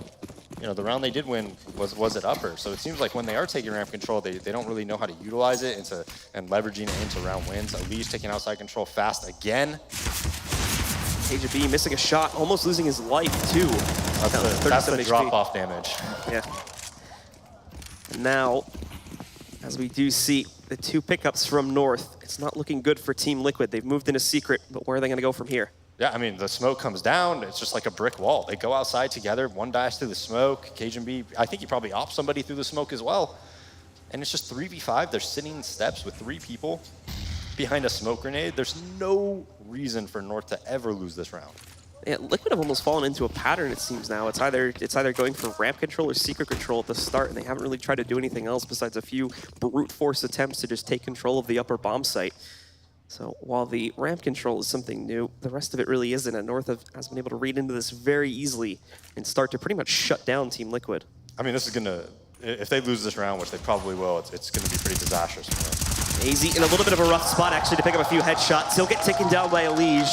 That's only the start of a very long road to recovery in this round, though, is now MSL. He's going to look to trade that back, almost eliminates Twist. In fact, the nade might do its job, but Twist is smart. He gets out of the way and only takes 1 extra damage as a result of it. As Magus Boy moves in, though, he'll be able to eliminate Elige. And following that up, MSL also picks up Twist. Stan will make an attempt at a clutch, sneaking around this site, almost gets that second frag, but Magus holds strong. And North continue to push forward up to 7-1. I believe Liquid are going to take a very much needed pause here. Yeah, they do, but I mean, this is probably going to be a full save by them. They'll get AK armor next round. It's just they won their 1 round, but then only 2 alive. You know, they lose the following round. They get into an force buy there and just get crushed. I mean, I know they got the 1 kill on Stan, or maybe it was 2 that round, but the rotate, everybody was there for North. They knew exactly what they were doing. It was just they didn't have much of a chance there. They really didn't. So the rumblings over there for Team Liquid. The crowd is chanting for them, but not helping them out. Meanwhile, over on North, it just looks like they're having a good old time with this match so far, as it has been pretty straightforward for them. The unpause has come in, though, so we should be jumping back in a game, but Daze, as you already mentioned, it is pretty much just going to be a full save here for Team Liquid, maybe a P250 purchase or a little bit of utility coming in, but that's basically going to be it. And we have already seen multiple of these rounds, and North has pretty much shut them down every single time. Yeah, I think they might try to do like a vent bomb just to get bomb down and try to get some money. Stan has the smoke to burn off the molly, the nade for the door, and here we go. Yeah, Stan gonna swing right in. They've already broken the vents. He manages to get down successfully, so he should be able to go for the quick plan here, guaranteeing the money, but I think he missed his knife. So it is gonna delay him for a few seconds. I'm pretty sure they're still safe to get that plant, however, as North is making sure that they keep all their players alive. Nade, however, denies Stanislaw, so he won't be able to get the plant. And now Magus just pushes forward, eliminates JDM, leaving Twist all alone with 4 HP. He might be able to sneak in this frag over there against Daisy, but not going to be the case, as we do see Config stealing him away from the other side of the site and now securing an 8th for North. No, and he would have got the bomb down. Well, when he was coming out of the vent, Magic's Boy lit him up a little bit, and that's why he was able to get that nade damage. He just simply, you know, didn't have his knife out to break the vent. And that 2 seconds is all it takes for Magic's Boy to have enough time. You guys are going to have to chant a lot louder than that if we want to push Team Liquid back into this match. They've got the buys going for them once again, but it's just AKs this time, and utility severely limited to anything beyond smokes. They will use those smokes to once again push out and go for outside control, but this is going right back to that same pattern. In fact, the nade is beautifully predicted, slightly off its mark, but it still does a total of about 50 plus damage to 2 different players there, as they're going to swing in, try to go for secret. Config's waiting, but a beautiful shot from Nitro just deletes Config from the map, taking him out of the play here. After that, though, there is still some hesitation from the Liquid side. They once again go back up those secret steps, not satisfied to push towards the site in that direction. They're going to meet their first challenger right inside of the A-bomb site. It's AZ, and even drops the bomb, too. So I know that that's lurking back out there, and they can look to start to isolate it. However, Twist with an additional pickup brings things down to just 3 here for the North roster. Still trying to defend mainly towards this upper bomb site, but they have a lot of presence outside still too, which as Stanislaw just lurks right in, he's gonna have near a guaranteed kill, but no, Cajun B arrives to save the day, pushing back in. He won't lose his teammate in the site, and quite a few missed op shots is gonna force him to stay back a little bit, but he's still able to maintain control, bring things into a 2v1, and put all this pressure back onto Elige as he has to clutch this out. Still having to look for the second opponent and reigning in this match as well, as Magus Boy Still going to be hanging outside, but Elige, still with 30 seconds to play with on the clock, is going to choose to take a different route here. Going back into the lobby, swinging in a completely different direction, which so far no one from North has been able to properly read into. He'll end up working his way downstairs currently. Again, as far as we can see, still safe, so he will be able to guarantee the bomb going onto the ground, but these smokes should give it away as he puts the plan onto the floor. Very limited time to get himself into a safe position, as he's definitely going to be assuming that these North guys would have arrived. He'll take the secret position first off, the secret counter spot, but North still seems to think it's actually up here currently, so they made a huge mistake, and now they have to suddenly swing downstairs haphazardly, and that's going to give a big advantage to Elige. He should be able to hear both of these players working their way back in and attempt to line up the 1v2 clutch. Time is getting low though for North. They need to hop back into the site. Elige does not have any utility to play this upon. Magic's boy going to sneak in, but he doesn't check behind him, so Cajun B is able to shut that round down, and North still maintain dominant control in this matchup. Yeah, they full committed to that. They saw that the door was open. They just full committed to it. I mean, they knew he was probably not in decon, so that kill was big. Stanislaw had every opportunity to win that round. Just mistakes right now, man. Mistakes. So, with that said, jumping back into it now, we will see Team Liquid just on Tech 9 buys mainly. A few armor pickups. JDM not with anything as he's still looking to save on the up. North just stacking up now in terms of their own buys here. They have all the utility, they have some extra pistols, as they're barely going down in this matchup here currently. Cajun B still going to be waiting on the outside. He does obviously catch this fast secret play. So they're going to move in there to try to take that control, but now Convict's in the way, and he just sprays into 3, almost 4 kills. Massive pickup for him, and it completely decimates the power of this hit. Magic's going to try to shut it down as he destroys the last 2 players. It's yet another pickup for North. They're just shooting ahead now and having a good old time about it too. I mean, it's just a slaughter right now, though. It really is. You know, Config just going down to lower. Nitro gets him that 1 round, but even after that, Liquid just seems to have no idea what to do. And they're just flatlining currently. So again, another buy, but where's this going to do? Where's this diverse playbook that we were seeing so much of back in the group stage? Just another attempt to go for fast control here. Great off shot from JDM though. The flashbang supporting, and he's able to eliminate AZ. A second one from JDM now. He may have a chance yet to salvage for his team, but they still lost a lot of players in that push. With Elige and Stanislaw going down, keeping it in an even 3v3 scenario, and leaving room still for this retake. JDM going to devote all of his attention to the flank, but you won't get anyone there just yet, but in a few moments he may have Cajun B lurking in his direction. North still seem hesitant, and with this solid setup now, they're going to need to move in a lot quicker, but they're not going to leave themselves enough time to brute force back into the site. Cajun moving in though, he finds JDM, and at the same time, Madge is going to eliminate Twist, leaving just Nitro in this, and he's completely flashed out, can't respond to that at all, so once again, yet another retake from North, as they're going to push up to 11.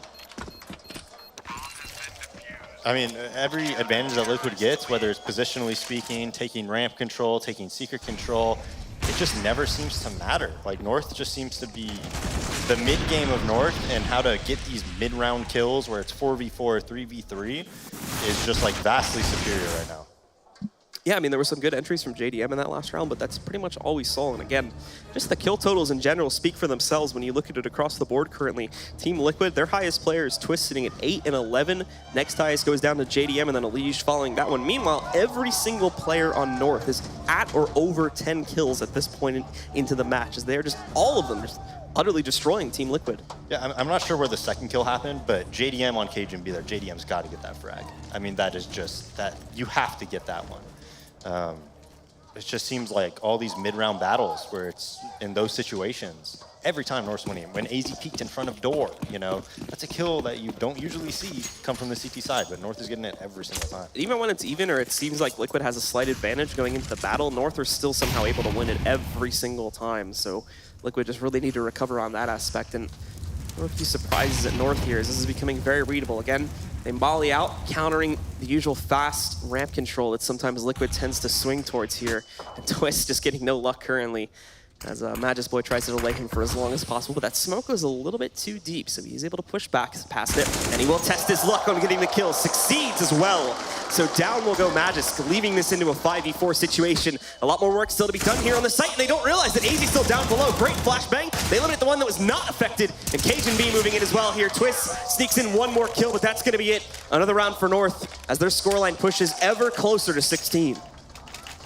I mean, it just seems like North is like their own worst, or excuse me, Liquid's their own worst enemy. They get the ramp kill, but then they don't do anything off of it. They go so fast that the defense didn't even really rotate.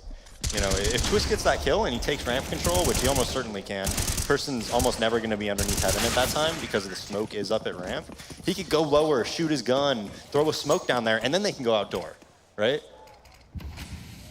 Well, Liquid decide to force into this round here, and it's not going to be the best of buys, but for whatever reason, Cajun B underestimates the speed at which Liquid were going to be able to move out, so Elise just gets himself one for free.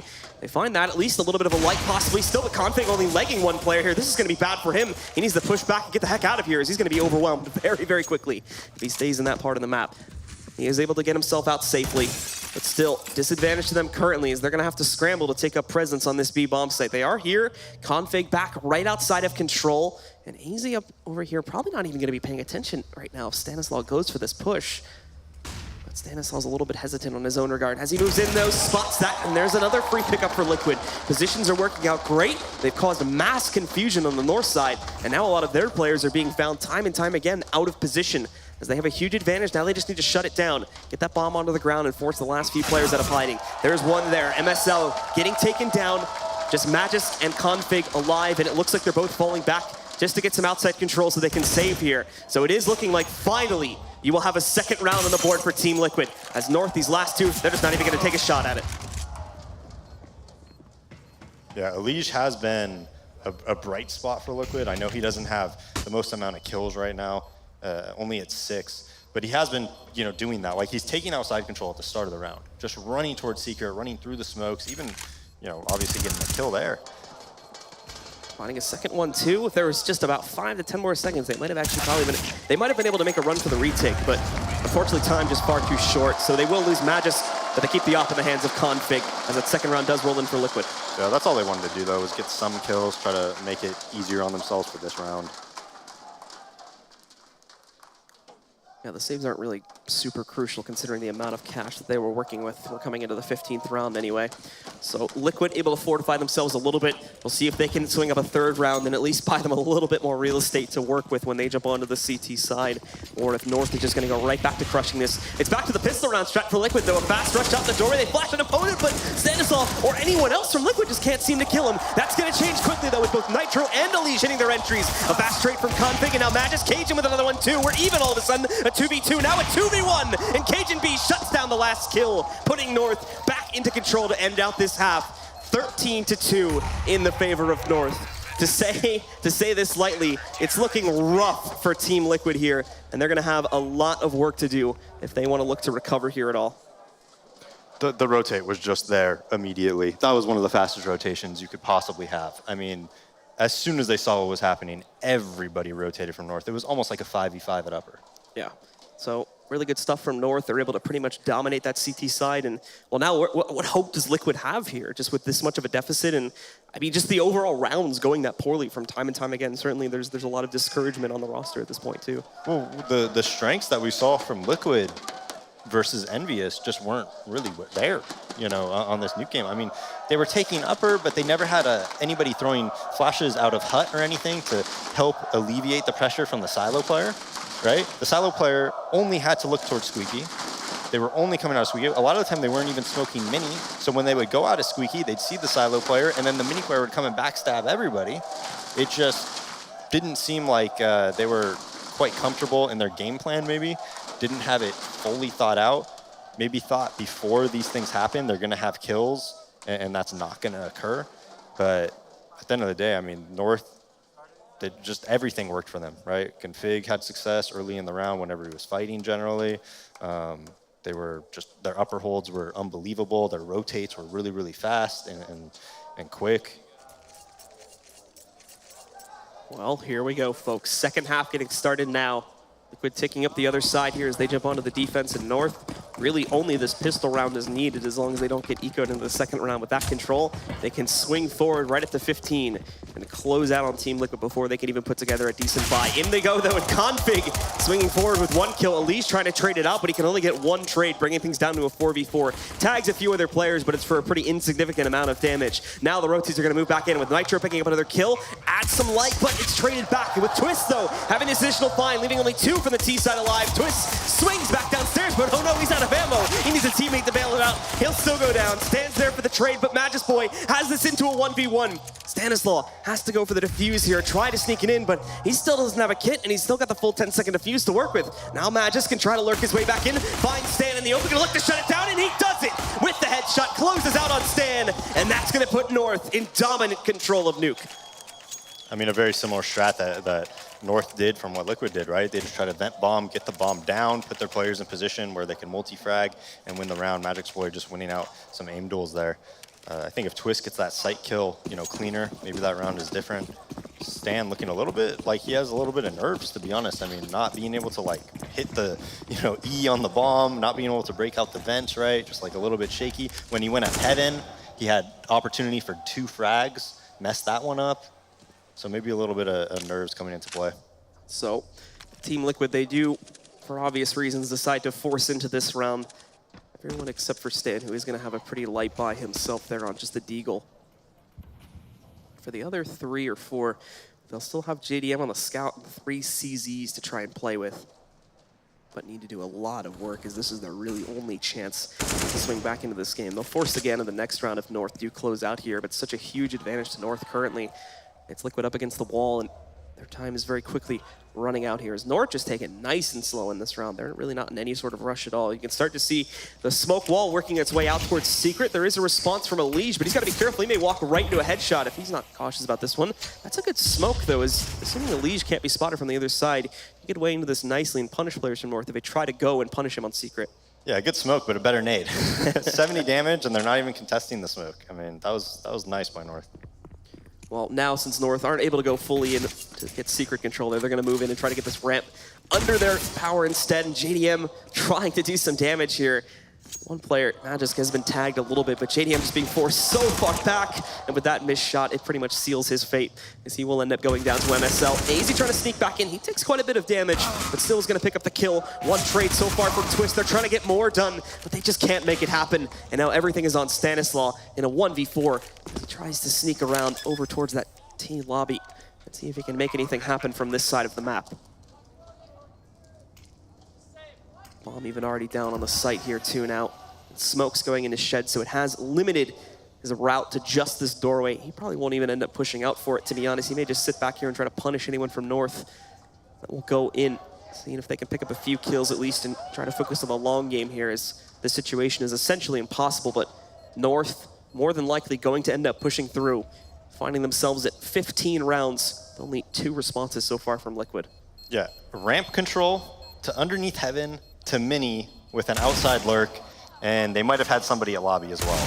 How do you prepare against that as a CT? I wish I could ask MSL if that was just, you know, they didn't plan for that, because I think they only did that because JDM was scouting towards underneath heaven, and they were like, this guy can't multi-frag. He's probably not even getting one of us. I'm just gonna run to him with an ump, and then just called it from there, or if that was planned from beforehand, because that was like the perfect counter. Well, as you can see, Liquid getting themselves the bye. A little bit better than the last round, but still, overall, the odds are not looking great for them to counter out what North has brought to the table, as we're going to see 2 SMGs and 3 upgraded pistol armor purchases across the Team Liquid roster. Very fast as well. Is Team Liquid going to try to push back in and take lobby control? Magisk is here waiting, but he's not able to hold. Does great damage to 2 players, though. Both Stan and Elige are right around 50. But now North moving in. They've got pretty much full outside control under their belts currently to try and play with. But Elige, I didn't even notice this. Elige on a big flank right now. I'm not sure if he's been spotted. They're going to look for it. It brings one player low. Almost transfers into a second as well. However, Kington's able to hold it. AZ takes down JDM, evening this back out into a 3 versus 3 situation. So far, not a huge amount of ground being gained back from Liquid either, but at the very least, they're able to deny North from getting into a site and start running the timer against their favor. Still just going to be having Stanislaw watch out in the event they try to transfer this over towards the ramp. But most of the focus is right around this Heaven and Hell area. Nitro also patiently waiting on the site to see if they'll try to do some sort of a pinch from that Heaven position down into the other bomb site, while Stanislaw has actually changed up his spot quite a bit.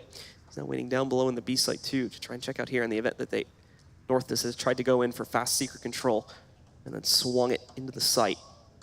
But just under 40 seconds remaining for North to try and get this bomb onto the ground now, so they will need to move in and start taking a few risks here Otherwise, they're going to find themselves at a time. Twist in a great position to punish Cajun. Here's the thing, though. This is just the fake. He does immediately deny it, but the others need to read into this. We did see Stanislaw move partially out of the site. He's not directly contesting it anymore, but thankfully, he stuck around. He is waiting on the steps, and he's going to be in a great spot to punish MSL. Only one remains from the T side now. It's on to AZ to clutch 1v3. If they want to end this here and now, this is his chance to do it, but he's been surrounded. They know where he is, and he's out of position. Trying to fall back inside of Decon, but it's not going to work out. Twist will take him down at long range, and Liquid do indeed get to survive for at least a little bit longer.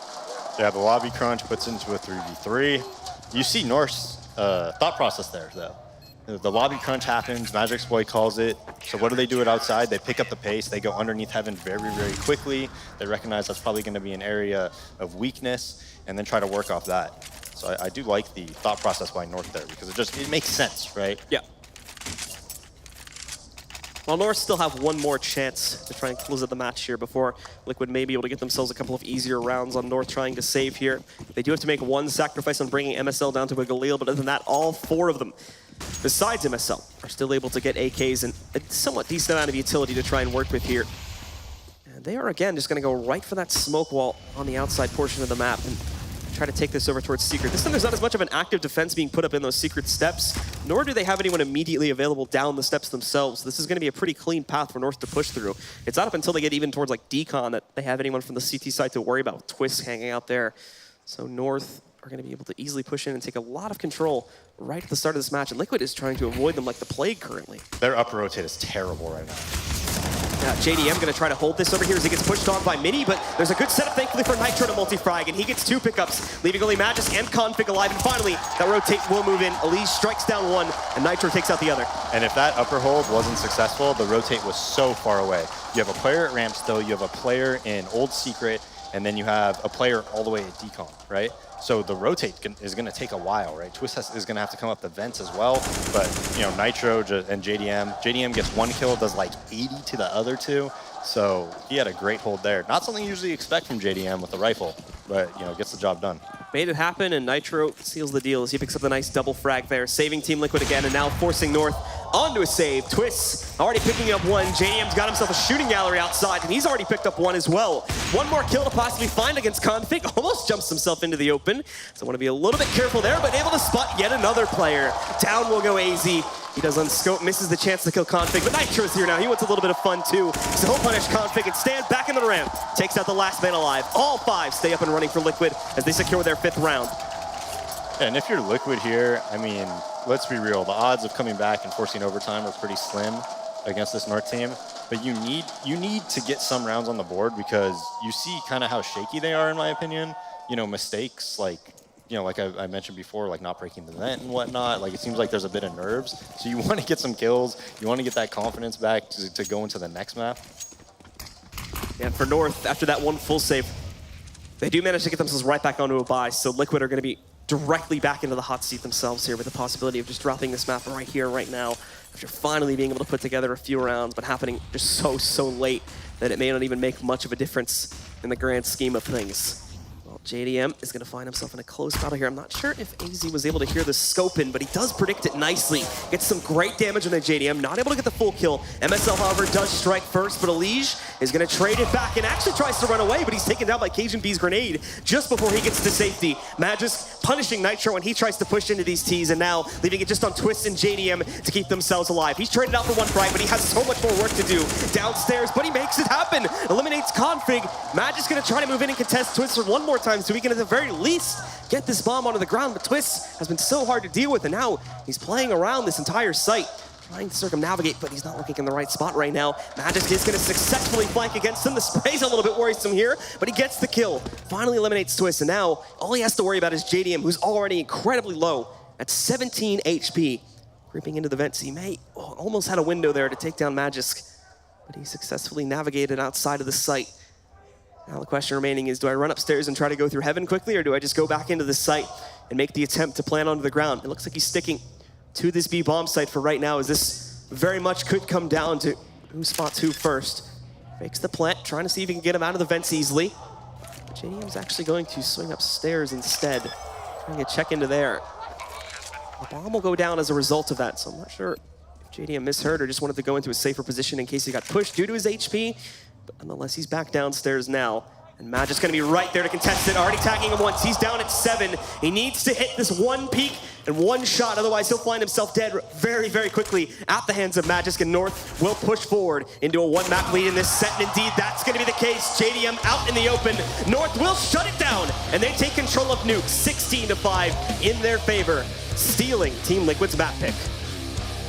Yeah, pretty dominant performance from North there. I mean, the gun battles, the holds, almost everything just went their way, really.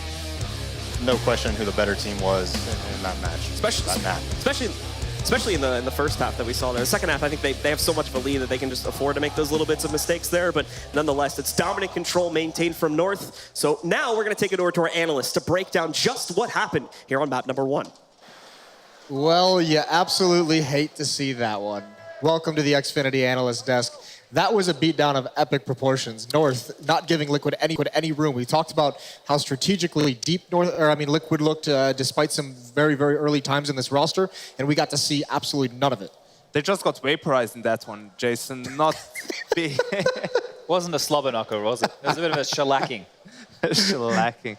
Wasn't a barn burner by any stretch of the imagination. No. And yeah, it was very difficult for Liquid to gain any ground in that match. The problem was, it did feel like, you know, in some of those rounds, they would have an advantage, 4v3 situation, or at least positional advantage. They would put themselves in a good position. But when they were actually pushing the bomb side, they were just getting mowed down by the North players. And I wonder if there were communication issues, perhaps because in some of those rounds, they were just looking the wrong way. It did look like when North conceded ground and gave up secret control and yard control so they could get around to ladder, they had prepped a lot of things. Like their turtle was perfect, right? I know MSL was a Source player and turtling on Nuke and Source was the go-to. You know, you didn't want to give away any picks. They didn't allow JDM to have any impact in the outside part of the map with the AWP. Once they get down secret, smokes are used to hold them off, to make them wait. A rotation comes in, there's 2 players there, crossfires are set up, multi-frags coming in from Config and Magic's Boy, and that just shut down anything, you know, that death ball or the herd of horses. They couldn't get anything done. Someone tweeted me answers to what it actually was, and I can't remember. It's not a herd of horses? It's not. It's apparently not a herd of horses. Okay. Yeah, I mean, but even on an individual level, we talked a lot about Config, obviously, and Yeko, you mentioned Magic's Boy is the easy person to go to as like his kind of sidekick, as the second guy to step up. Magic's got 113 ADR, 22 kills. Over on the Liquid side of things, it was only Twist really producing, but even that is just an even scoreline of 17-17. The issue is just none of it seemed to have any impact. Exactly. I mean, Nuke is one of those maps where you really can't expect your individuals to find you openings, right? Unless it's you already are in the site and then they just step up in clutch rounds, for example, because, you know, how are you going to find an opening on the T side individually? Every chance you have, you're at a disadvantage pretty much, wherever you go. Yeah, and I mean, like we mentioned, there was just no kind of teamwork coming out. Did you find it? You look like you found the answer. There's multiple. Yeah. Do you want to get stuck into it? Yeah, why not? A team, a Harris, a Rag, a stud, or a string, not a herd. A string of horses? I like a Harris. That's not bad. Yeah? A Harris of horses. Okay. Well, The Harris of horses are harassing the sheep. We didn't see any of that with this Team Liquid roster. All right, let's go back to North. Is this an indication that this map can now start coming back? We mentioned it's been good for them in the past. We mentioned they've had struggles on it lately. That loss to Chiefs was pretty glaring, but they didn't seem like they had any issue whatsoever. They just looked prepared for what Liquid had to throw at them, right? The way that they adapted when situations would happen, it looked great. You know, everybody, and this wasn't just one where Config was going aggressive and finding frags. This is where every player on the team was contributing. You could see in the early stages, MSL and AZ were doing a lot of work in close situations, pistol round, etc. So the good thing is there's a lot more depth in this team than what I had feared. I thought it was just Config who was showing up at this event, but everyone is here to play. Config was just able to run away with it in group stages. Yes, dominant map 1 on Nuke for North. They destroy Team Liquid. When we come back, it's Mirage. Another chance for Team Liquid, and they need to show up for that one or they're gone. Stay tuned. We'll be right back.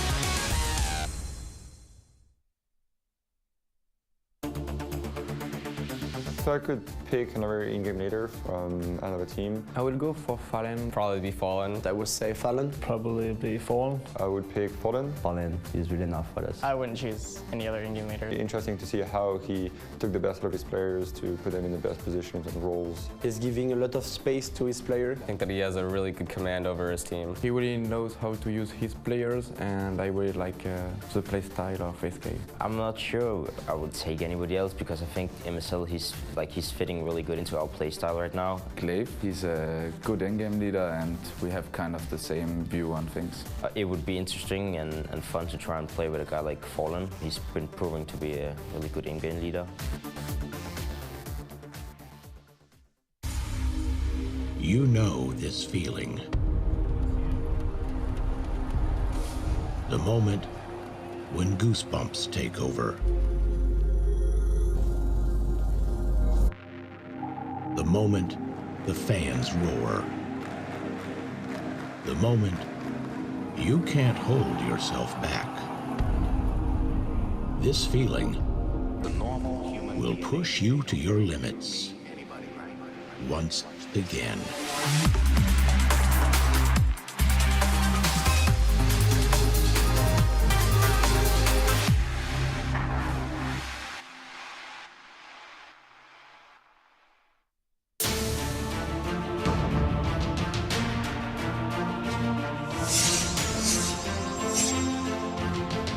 Exclusive Black Equalizer brightens dark scenes without overexposing bright areas. Use the S-switch to quickly access the setting and switch between save modes.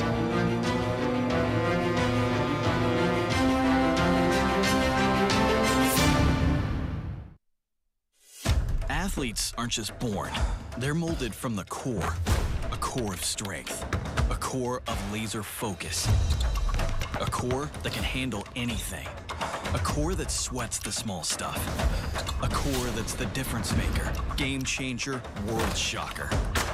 You see, hard work makes the athlete, but the edge of a Core i7 processor makes you unstoppable.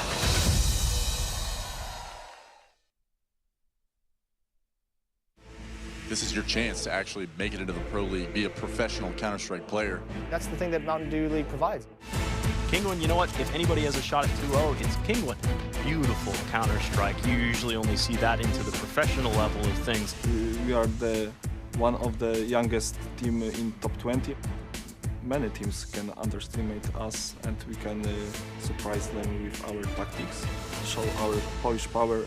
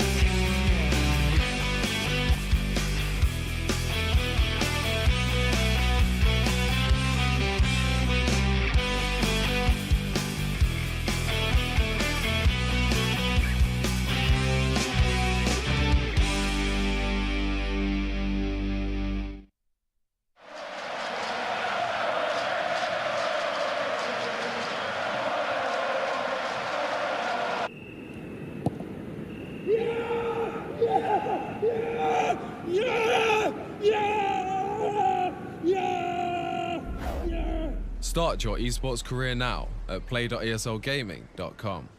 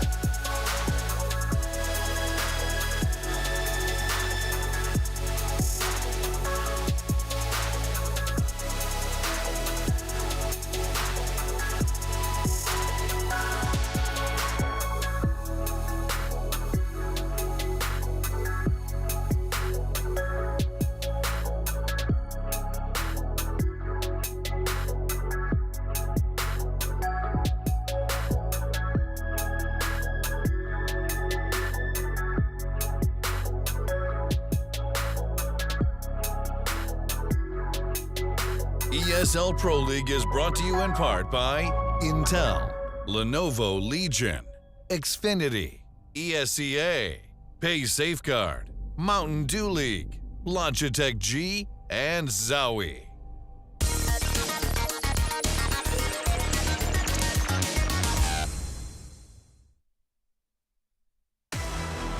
All right, guys, we're here with Zeus, the coach for Team Liquid, and it has been a tough one on Nuke. What just happened? Well, it was a rough match. We lost the pistol in a devastating fashion. We started slowly.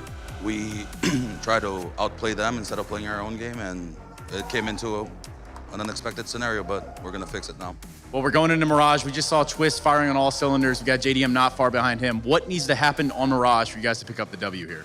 So we need to get out of our own heads first. It doesn't matter if you lose 16-14, 16-0, 16-2, with whatever. It's come back and come into the next match and just go strong. This time we're gonna play our game, and I guarantee you we're gonna do better, and we're gonna take this. All right, I hear you. Well, good luck to you. Good luck to Team Liquid, and let's root for the home crowd out there, Dallas. Gotta love that thought process out of Zeus. Doesn't matter if you win 16-0 or 16-14, or if you lose, I should say, 16-0 or 16-14, it's still a loss. Move on from this, focus on the next map. You want a silver lining? When you lose 16-0, sucks. Ask Chad. Yeah, I've happened twice. Was it worse the first time or the second time? I don't, probably the first. If you want a silver lining, though, what we can't say is Liquid in the quarterfinals against Envy lost the opening map in the series, went on to win it. So at least they have some experience coming back in a series. Yeah. Really reaching for my North American boys, aren't I? Either way, Mirage, I mean, this is a map that we mentioned in the map veto phase that Liquid's going to be happy with this because they can play all three of these maps to a decent degree. I mean, at least this is not a map that they're just completely lost on. It's in that map pool, and it's, which is weird to say because of how weak it is, but at the same time, I'm definitely going to favor North going into this one off the bat. I haven't seen a lot of Liquid on this map, whereas I've seen a lot of North in the regular season, right? And they've actually adapted and changed things on their CT side since the regular season. They addressed that there are a few issues that they need to change up roles, and they've done that. MSL used to be the B apartments player. He's now over playing towards A. Magic's a swap with him. And I think changes like that, they've got AZ with him at that A site, and Config on Catwalk. So, they're pretty dominant toward and mid-heavy, and having MSL over towards A, he's not as aggressive as, say, a Magic's boy, but it might take away a bit of that B-App's presence, which MSL was known for. He would push in there and take a lot of control. So I'm interested to see how that plays out. Absolutely, and I'm very looking forward to seeing Liquid actually play their own game, because what Zeus pointed out, they were trying to kind of out-mind game North instead of just playing their own style. And their style on Mirage is actually pretty strong. I mean, as I said, they're a very proactive team. They take matters into their own hands. They're dynamic. They're willing to fight for that mid control. They're willing to make moves around the map on the CT side. On the T side as well, they're willing to take risks, fake that mid control and go for an explosive play, contact play towards the A bomb side. So things are good fundamentally for Liquid. They have some faults, like their default being pretty straightforward and maybe easy to counter. But if they can get off to a good start, they can definitely cause some trouble for North. I don't see JDM getting shut out of Mirage as easily as he was on Nuke, right? Especially on that T side. It's going to be easier for him to find picks and hopefully have an impact. Something with MSL and the way that he calls on the T side for North, I've always admired it. I've always liked the pacing. It's all about getting mid control first, establishing that early on in the first few gun rounds. And then from there, later on, you could just go and do site executes off the bat, or you can do explosions onto bomb sites while they're expecting you to do that mid take off of the top mid smoke and maybe one or two flashes. So it's something that you can, if Liquid aren't prepared for and aren't willing to be aggressive and set the pace on their CT side, they might actually be getting gamed pretty hard by MSL. None of it will matter if the Liquid players do not show up. They need a big game. Like Yenko said, get started off quickly, get this crowd involved, get it loud. They need the hometown advantage. We're going to send it back over to Blue and Dazed.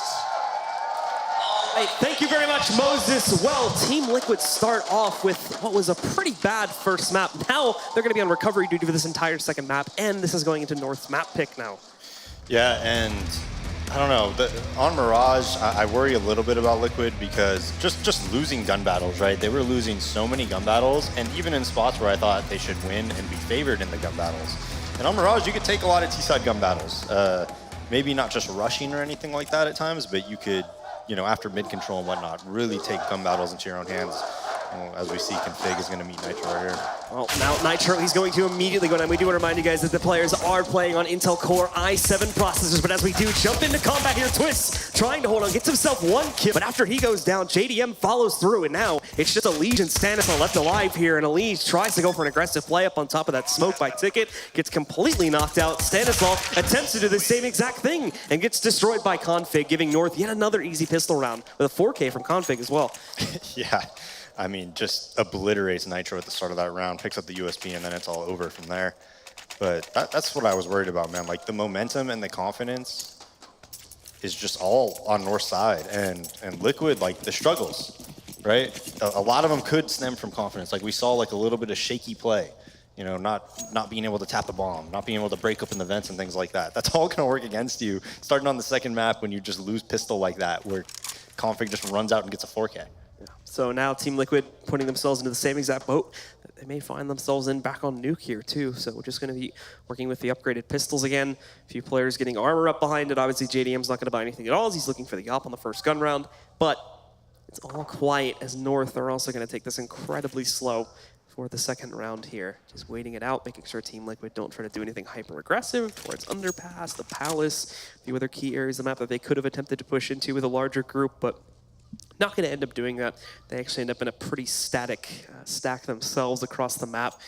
They did have a player originally in window room, I believe that was JDM, but he's now going to join the group of B players. And with North swinging all of their players in the other direction, well, actually, there's great timing on this push into Palace. Now they have to get ready to hold the outer site, though, as the others are going to push in ramp and completely isolate this push, making it slightly meaningless unless they can successfully pull off the pinch now from that B bomb site.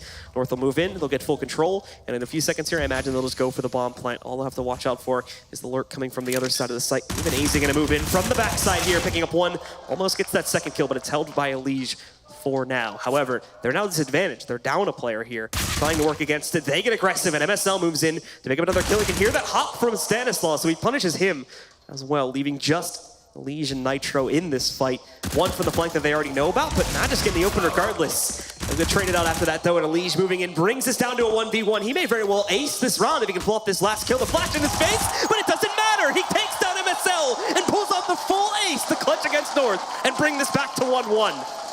Does he have enough time for this defuse, though? It's going to be close, and I think he's just going to get it in there. And with that, Liquid will indeed tie it up at 1-1. What an amazing round by Elige. Yeah, just great stuff by him. The player at Sandwich not realizing the smoke is dissipated, just getting the flash kill, running out towards balcony, getting that kill. That was really nice stuff by him. So just a crazy play from Elige propels Liquid back into the match, and that's exactly what they needed to kickstart themselves, as things were looking rough at the end of Nuke. But now with a play like that, they're certainly going to get energized, and hopefully they'll have their confidence back, and we'll get to see that a little bit more. But North is not going to take that too lightly either. They've just gone for the direct aggressive buy back into the third round, and they're going to try to counter out the successes that Liquid had just gained against their opponents here. Liquid still in a very similar stack to what we had in the last round, just 2-on-2 across the map, keeping JDM with a hold back over in mid. North are examining their options a little bit more this time, as they do have just trying to creep through Underpass. Besides that, though, everyone is basically sticking together on the ramp itself. So after examining across the map, they do decide on a strat. They decide on their execution point, and now they're going to move into the site here. Elige immediately flash back out and smoked out as well, so he's not going to be able to contribute much unless he decides to get aggressive. And that same fate will be had of most of the Liquid roster here. Great setup from North. They get in without losing a single player, and MSL even pushing through picks up the first kill of the round. Unfortunately, he's a tad over aggressive and finds himself dead just a few seconds later. We still have Magis to worry about as he's lurking his way back in from the other side of the map, and Kane's even going to join with him too, so they can have a bit of a late pinch in through connector. That's going to be a big play that these guys may have to worry about. So Nitro spotting it, however, takes down Magisk, leaving just 3 alive for this T side here, destroying the retake. Here's the surprise from Cajun, though, as he moves in. He's got the rifle in hand, but twists again with some nice kills. Config with 2 deagle frags out of nowhere, though. He just has to delay. His opponent's going for the defuse. He can't find that kill just yet. He's looking for it, but no! Twist is going to defuse inside of the smoke, and Liquid do indeed push through. Oh my goodness, Config ends up with the knife kill at the end. Smart stuff by North, though. So anytime you're in that A-bomb site, MSL had the right idea, right? You need to just try to get the numbers down. If it's 5v5 retake and they have nades, your chances of winning the round are just lower and lower. The more it turns into like a 3v3 or a 2v2, the better chances you have on that T side. And you see, because of that, they double flank connector like that. Because they know if they just stay static, it's not going to happen. So Liquid, now with control over this situation, they are going to still have to go up against another investment from North, as they do buy right back into it. Having themselves, well, a spread of all sorts of different weapons here. kagentb manages to get himself the op. Besides that, either on UMP's Galil's or the one AK that Config carries over after his successes, well, relative successes in the last round. For Team Liquid, though, they're going to find their first fight in a second, but it's one that they'll lose as Config lurks himself back outside of the palace just in time to be able to spot Elige, eliminate him. But hold on, there's a chance for the trade to still be seen, depending on if Config is going to end up checking for this properly. Elsewhere on the map towards A, Twist was able to pick up the kill on Easy, but JDM perfectly found, spots Config, and down he will go. No room for a response there at all. So North do fall into a disadvantaged position again here, especially after Stanislaw takes out Magic as well. Just 2 remain here for the North roster on MSL and kagentb. Both are trying to play together. They managed to get window control, but that's really the only part of the map they have control of currently. So there's not a lot of options. They need to still try to find a way to get this onto his site. With only 35 seconds remaining, they're running extremely low on time. MSL able to hop himself out. Some nice movement there. Gets himself onto the top of mid at the very least. Saves quite a few seconds, but Cajun is going to try to keep a distraction here while his teammate works his way back in through connector. The site itself is relatively open, but they have players waiting in the wings, ready to surprise. JDM, though, missing some crucial shots with the rifle, and now leaves Twist alone, but he's still able to hold on strong, and beautiful spray control. Picks up kagentb and MSL to close out of the round in favor of Liquid. Yeah, good stuff by JDM there. Getting on top of that platform, you're not going to expect that at all. That was really nice by him. Very, very clever. Just gets a free kill into config. So off of that, they will finally break this T side and bring them on to just the upgraded pistol purchase. kagentb actually not even going to pick up anything at all here. Finally, some control maintained from Team Liquid, as looking like they might have given up entirely at the end of the last map, but they bring it back strong, and so far they're looking good on Mirage, but there's still a long way to go in this half, and Config is going to find himself in an open battle with Stanislaw, which will win too.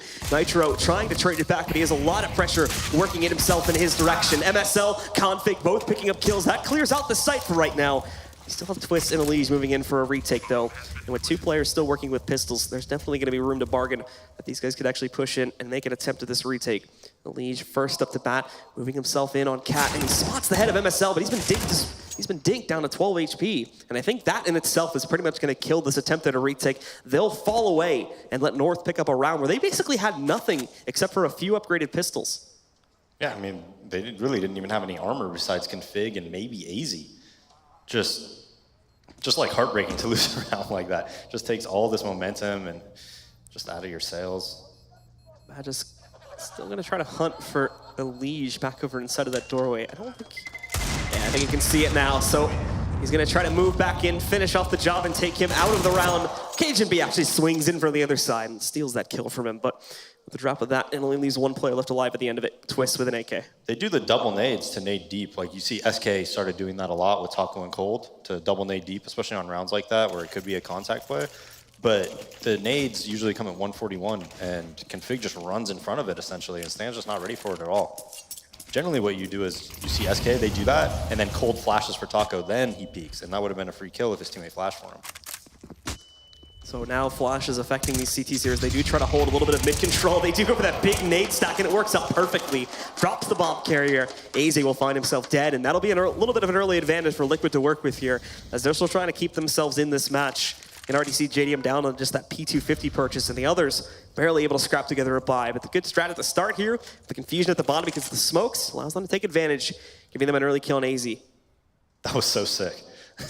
They smoke like in the middle, and they smoke connector, and then they could run behind that smoke. And by that time, those players aren't at underpass either, so it just gives them, a clear path to nade back mid like that. Those type of clever things is why I always liked, watching Liquid and watching Optic play, because I thought Stan came up with a lot of clever things like that. Well, now with time getting a little bit lower here, North is going to start to move in for another B execute, and they'll go right for it as well. Config leads the charge, but Stanislaw's here to resist this time. Nice double kill from him. Magic and Config now dead on the ground, but an even greater response from Cajun. It's not going to mean much, though, as he still has 4 more kills to grab with only 35 seconds to do it, and he's been pincered by 2 additional players. So Team Liquid are going to trade that round back and reset the losing bonus for North for a second time now. Yeah, I think North will still buy here. They got 3 players around 5,000, 6,000. 2 players will probably be on pistols. But after Liquid makes it 4v5, they just play a very passive setup. They kind of let them commit. And Stan just holds very well at B. JDM boosting into the site. That's almost always going to be at least 1 kill. Tech-9s for 2 of the players on North, so they are going to be slightly hindered in their ability to pick up kills in these situations here. But with the 3 AKs and the really decent amount of utility that they carry onto the table here, they can absolutely still make a round work. In fact, that flashbang did trick JDM, so one is now hiding in the smoke, but battle has already begun. Meanwhile, back out on the A bomb site, 1-for-1 trades between Elige and Config, leading to the death of obviously Elige and Cajun B as well. Even Twist going down to just 3 HP, trying to take some fights, so he's going to be pretty much out of the action here as he ends up just taking the bottom position of a boost up that they try to do towards the barrels. Looks for it and just barely spots Magic, tries to go for that second kill, and that's where he'll meet his demise. He does bring Config incredibly low down at 20 HP, but still loses that fight, keeping it slightly in the control of North for the time being. Even North, though, is not secure about that position, and they now hold on outer spots outside of this site, even having MSL still trying to play for mid. And Config, as low as he is, definitely not wanting to get into that site or into harm's way anytime soon. They need to pick up 1 more to secure that position, as otherwise, any move they make, especially with AZ being one of the few players in the site still at full HP, any move that the guys from North make would be a bit of a risk. Still trying to move in for this control. 30 seconds remaining now. They need to do this soon. MSL starts this off with a push in a window, and he picks up the kill on the Stanislaw. Just not expecting to find it there. In the meantime, quite a few of these players from Team Liquid did rotate in the other direction.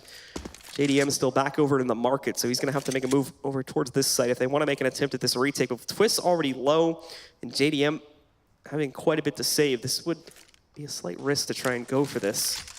Still unsure if they're even going to attempt it. It's not looking like it at this point with Twist starting to fall back, and yep. It's seeming like they're going to give up on it and just let North win out the round. So they're going to trade it back and bring things up 3-4 as these teams are kept neck and neck. Yeah, I mean, that's just like a rank S strat pretty much. Just full scrim mode. You just throw a top mid smoke. You have 1 player go middle. I think they sent 2 out the halls, 2 A ramp. Config, again, gets 2 entries to force it into a 3v3. They just put on the brakes. They wait, they wait, they wait. MSL is able to kill Stanislaw in window. And that kill really, you know, kind of makes the round a lot easier for them. So kickstarting North, keeping them back in the match here as once again their buy is going to be back up to full strength, and Team Liquid are the ones trying to scavenge together. Decent purchase here as Elige ends up on a FAMAS, 2 more UMPs for Stanislaw and Nitro too. Well, JDM still has that op to play with though that he carried forward from the previous round, so they're still going to be working with that, and they take a much more active presence at middle this time.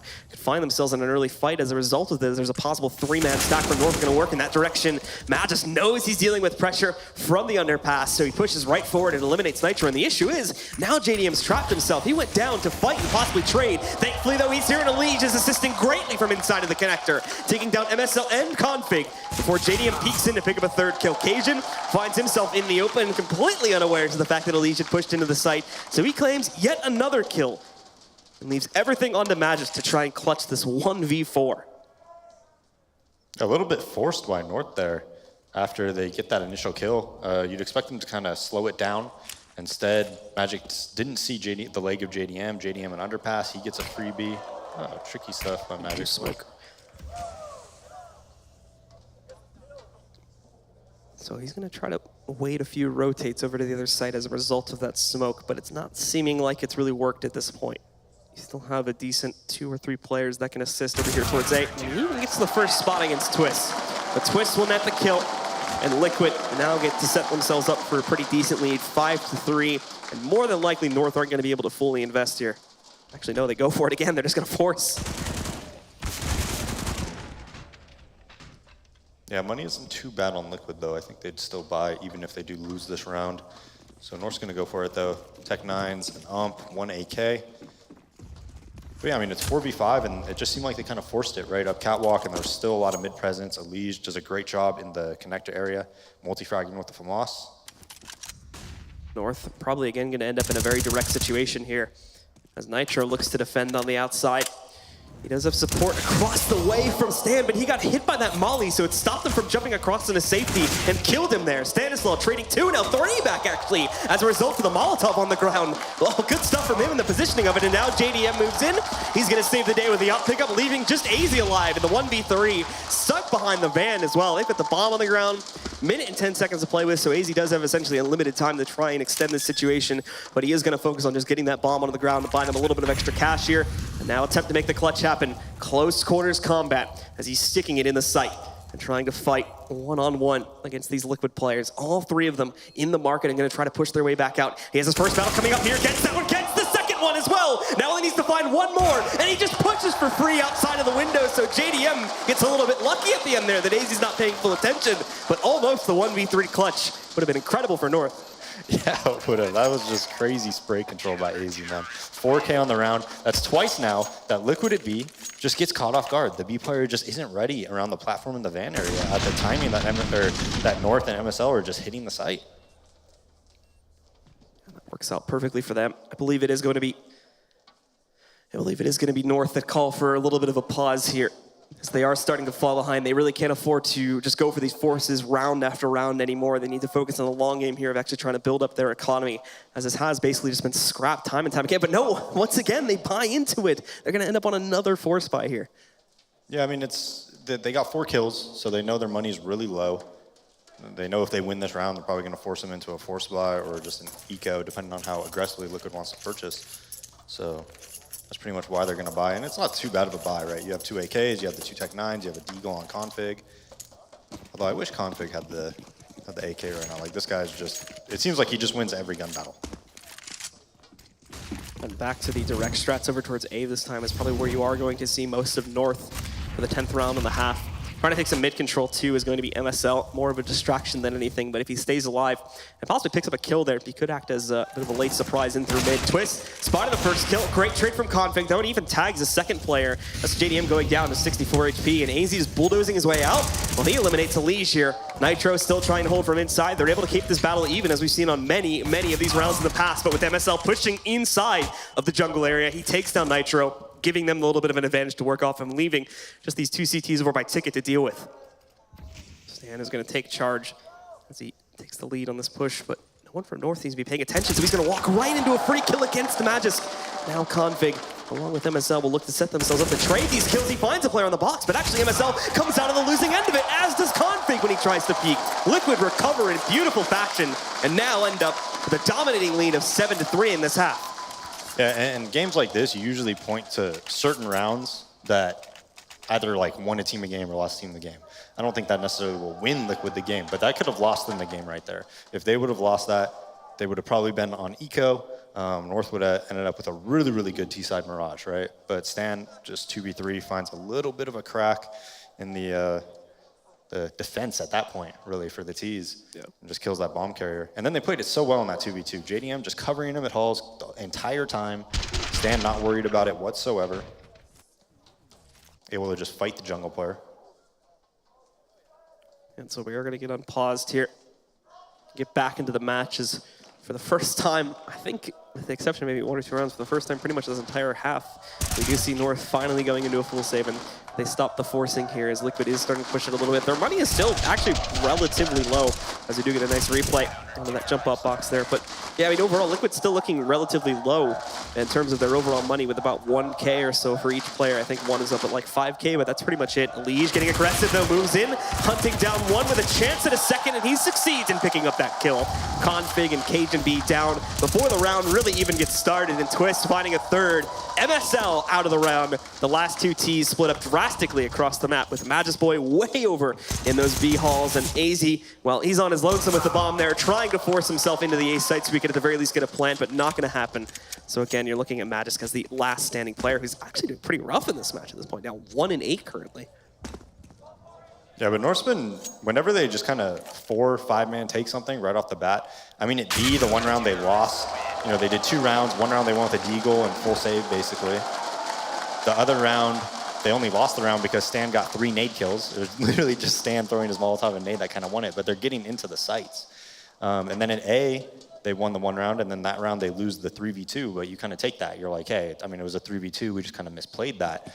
So we'll see now that they have a full buy if they're going to go, yeah, I was thinking, are they going to go to some type of a mid-take and utilize their nades a lot, or are they going to go into something where it's another direct contact play at one of the sites? North have been big fans of this so far, and they're once again probably going to try to play into it, but look how aggressive JDM is being right up in the face of these players from North if they do attempt to push out onto that site, and he seems to be in a relatively good position. No one from North at the moment paying too much mind to that. So in they go, they peek into it, but it's only a leg from JDM. He's gonna get knocked out without a single kill to show for it. Thankfully, he set himself up for a few at least, and Twist gets the double, tries to lurk out for the third, but he's trapped there after he finds those 2 kills. Inevitable that Cajun would trade that out, keeps it even into a 3v3, as North do take control of the site, and they're gonna have their room to flat in a moment here. But still lots of room for Liquid to also forge their way back into this match now. They have a flank working its way in from Nitro that you're going to want to pay attention to here in a few seconds, along with the usual brigade back over by the CT spawn that is just going to try for a direct push on the retake. Not to mention that they actually have a very decent amount of utility just to retake this site with. Nitro being one of those players way back now, looking over towards Palace, and they'll go, but a great peek from Magus takes him down. However, he doesn't expect to find a second player, so Elige will catch the trade, still being kept even, but now time is getting low. Liquid don't have any more time to waste. They need to get into this site and start the retake here. Elige is going to move up. They haven't paid attention to Firebox though, so Config with a cheeky one-tap moves in, finds the first pickup, and Cajun B rolls in for the assist on the second, as North will pick up their 4th round. Just another heartbreaking round loss for Liquid because they mollied the firebox, but it just didn't cover everything, I guess. And Config's able to just find one little crevice that he's able to stay alive in. And I mean, when that happens, how are you going to win the round, right? You just expect a spot to be clear that a T's there. He's just going to shoot you on the side every single time. Yeah, so ends up in a full bot situation still for both teams. So it's going to be North, well, after basically just trying to throw themselves at A for round after round after round, it's finally swinging in either direction. And at least at the moment now, most players are gravitating towards the B halls, but the bomb is still back, currently outside of A ramp. So I think this is more of an open round for North in terms of their strategies. Might try to play for picks or at least distract a little bit over here towards the B bomb site before they go for their actual execution, which is really going to be leaning towards either side at this point. I wouldn't say it's confirmed. I see North heading into A. Config just trying to make all kinds of noise inside of the apartments there. So clearing out an aggressive CT. Not going to find it this time, but Stanislav does take the bait and goes back in. So they know they're still having to deal with his pressure over there. And now smokes are going to start to broil into the site. This is when we really start to see things unfold here for the North roster. JDM peeking into it. Does spot the pressure working its way out into this site, but unable to actually connect the shot. So far, everyone escaping these situations unscathed. And Team Liquid, even though they did cheat a few players over, they're now kind of going back into their standard spots. So it is you're relatively equal across the map when you look at the way that Liquid have set up their own players here. But now, time getting low. North actually has to move into an execute here, and they're going to start it off in mid with Config picking up the first kill. It'll be traded out by Nitro, but then Config finds yet another frag, which will unfortunately finally put him to an end of his streak as he does push into Stanislav. JDM even finding the additional pickup against AZ, trying to push to Palace too, and now the entire hit's been dismantled, but look at this, Magisk just found a free path into the A bomb site, has it completely smoked out too. So Cajun's gonna be able to waltz right over, put that plant onto the ground. He'll have, I think, an excess of about 2 or 3 seconds here when he actually goes for the plant. But Liquid only just now reading into this, they're gonna start rotating, meaning that these North guys have so much time to get into their post plants. Just look at how aggressive Magisk is able to be, pushing all the way out and trying to directly contest towards CT spawn now. We'll just hug up against the wall, and we're going to wait, twist and stand, trying to push back in. They do line up. Goes 1 for 1, and now it comes down to Cajun to clutch this back out. CTs don't have utility to force him into the open currently, so he's safe, tucked away in his current position. Just has to wait for Liquid to move out and he himself to try and find a few of these players. One on the steps, one back over by Ticket. Looking for one pickup here, but he's not going to be able to do it. Twists move in, secures himself his first kill on the round, and with that clutches it out, keeping Team Liquid in the lead as they're going to push up to 9-4 as the scoreline. Yeah, Liquid's had pretty good success on the A retakes. I mean, the 3v2 round, obviously, they didn't have the advantage or anything like that. That's Stan and JDM won, but you could see the communication is really good there from Liquid. They did lose that round when they mollied Fire, but that was just due to like a bad molly, right? The actual A retakes are pretty successful and pretty well thought out by them. Yeah, so this puts North. I also want to say, Twist took a great route, by the way, at CT spawn. You see, he didn't just go straight across. He went deeper into CT where you actually buy from, and then that way he can kind of jump spot over the other thing, kind of deep if he needs to, and then see if anybody's there. So that was a really good route by him. Twist continuing to show himself with a good style of play. Is one of the few consistent players back on Nuke that was trying to keep things alive for his team. And now, once again, he's going to start off in this round with the first kill through the smoke, able to spray in, finding AZ and immediately taking out one player from the North roster. Besides him, 3 more, however, were still able to make their way into the site, including Cajun getting into a very nice spot. Majestic able to take down JDM, and Twist is looking for that trade through the smoke, but can't find it in its current form. Nitro keeping his team alive, and in this matchup, Config just getting destroyed through that ticket booth. Great spray from Twist as he picks up the assist on this round. Cajun, great timing on the play, but it's still spotted out by Stan, and now everything down to MSL, who's completely disconnected from all this action. They are taking quite a few moments to figure out that he's actually not in this site, though, so he can still line himself up. We've seen this before from a player, I believe Barbar did it, and now he's going to attempt to do it too, but a little bit too late to the party and only lines up that 1 kill before going down to Stanislau after the defuse. Yeah, so North continuing their just like direct aggression. Although the round before, when they did end up at A, where Cajun planted, that was a pretty like crazy strat, man. They throw stuff B, they leave 1 player B, he throws another jungle smoke. They have 1 player go out A, then they have 2 players go catwalk, then one of the A players goes back to B. It was like a pretty crazy fake. And they also waste the B guy's utility early in the round, so that was a cool shot by them the round before. JDM gonna be able to challenge it, and he gets the double! Magisk and Cajun all dead on the ground, and now AZ too, with the Liege finding that 3rd kill. Config and MSL, the last 2 alive, but with a starting few seconds like that, what hope do they have now? A 2v5, they'll try to work their way out as Config looks for the trade kill, but he can't find it. Now it's just MSL, and he's in the same exact situation. Liquid looking dominant here on this second map. Not going to be stopped anytime soon, as they're likely to push up to 11, although MSL is going to make his best attempt to stop that. He's found 1 trade on a Twist so far. Long way to go, and he's not going to get very far. JDM with a beautiful peek shuts down the round and puts Liquid up to 11 to end the half. With that, guys, we are going to send things to a short break. So stick with us, and we'll be right back to see if Team Liquid can keep it together or if North are going to find salvation on the CT side.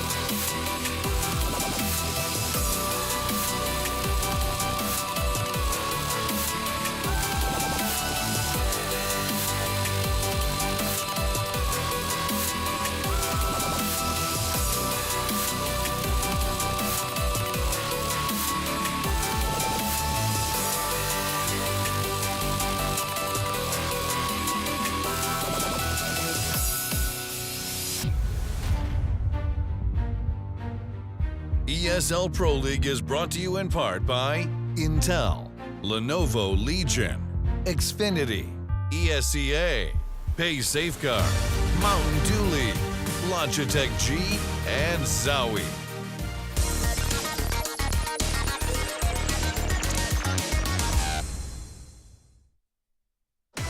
Well, make some noise, ladies and gentlemen, as we are back getting ready for the second half now of Team Liquid, who after a pretty pitiful first map recovered beautifully and end up 11-4 in the lead now for our second map on Mirage. Days, what do we see going into the second half here? What does North need to do to get back into it, and what does Liquid need to do to secure this map and take us to a third one?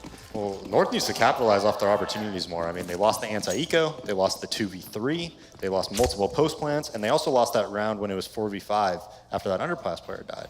So they've had really good opportunities to have a really good T-side there, but just these little mistakes, big plays by Liquid players, good recovery by them has kept them in the game and got them into a really good half. AZ walks right into that trap to start off the second half here. Nicely set up by Liquid. It's JDM that snags the kill, eliminating AZ, and leaving just forward up and running for that CT side.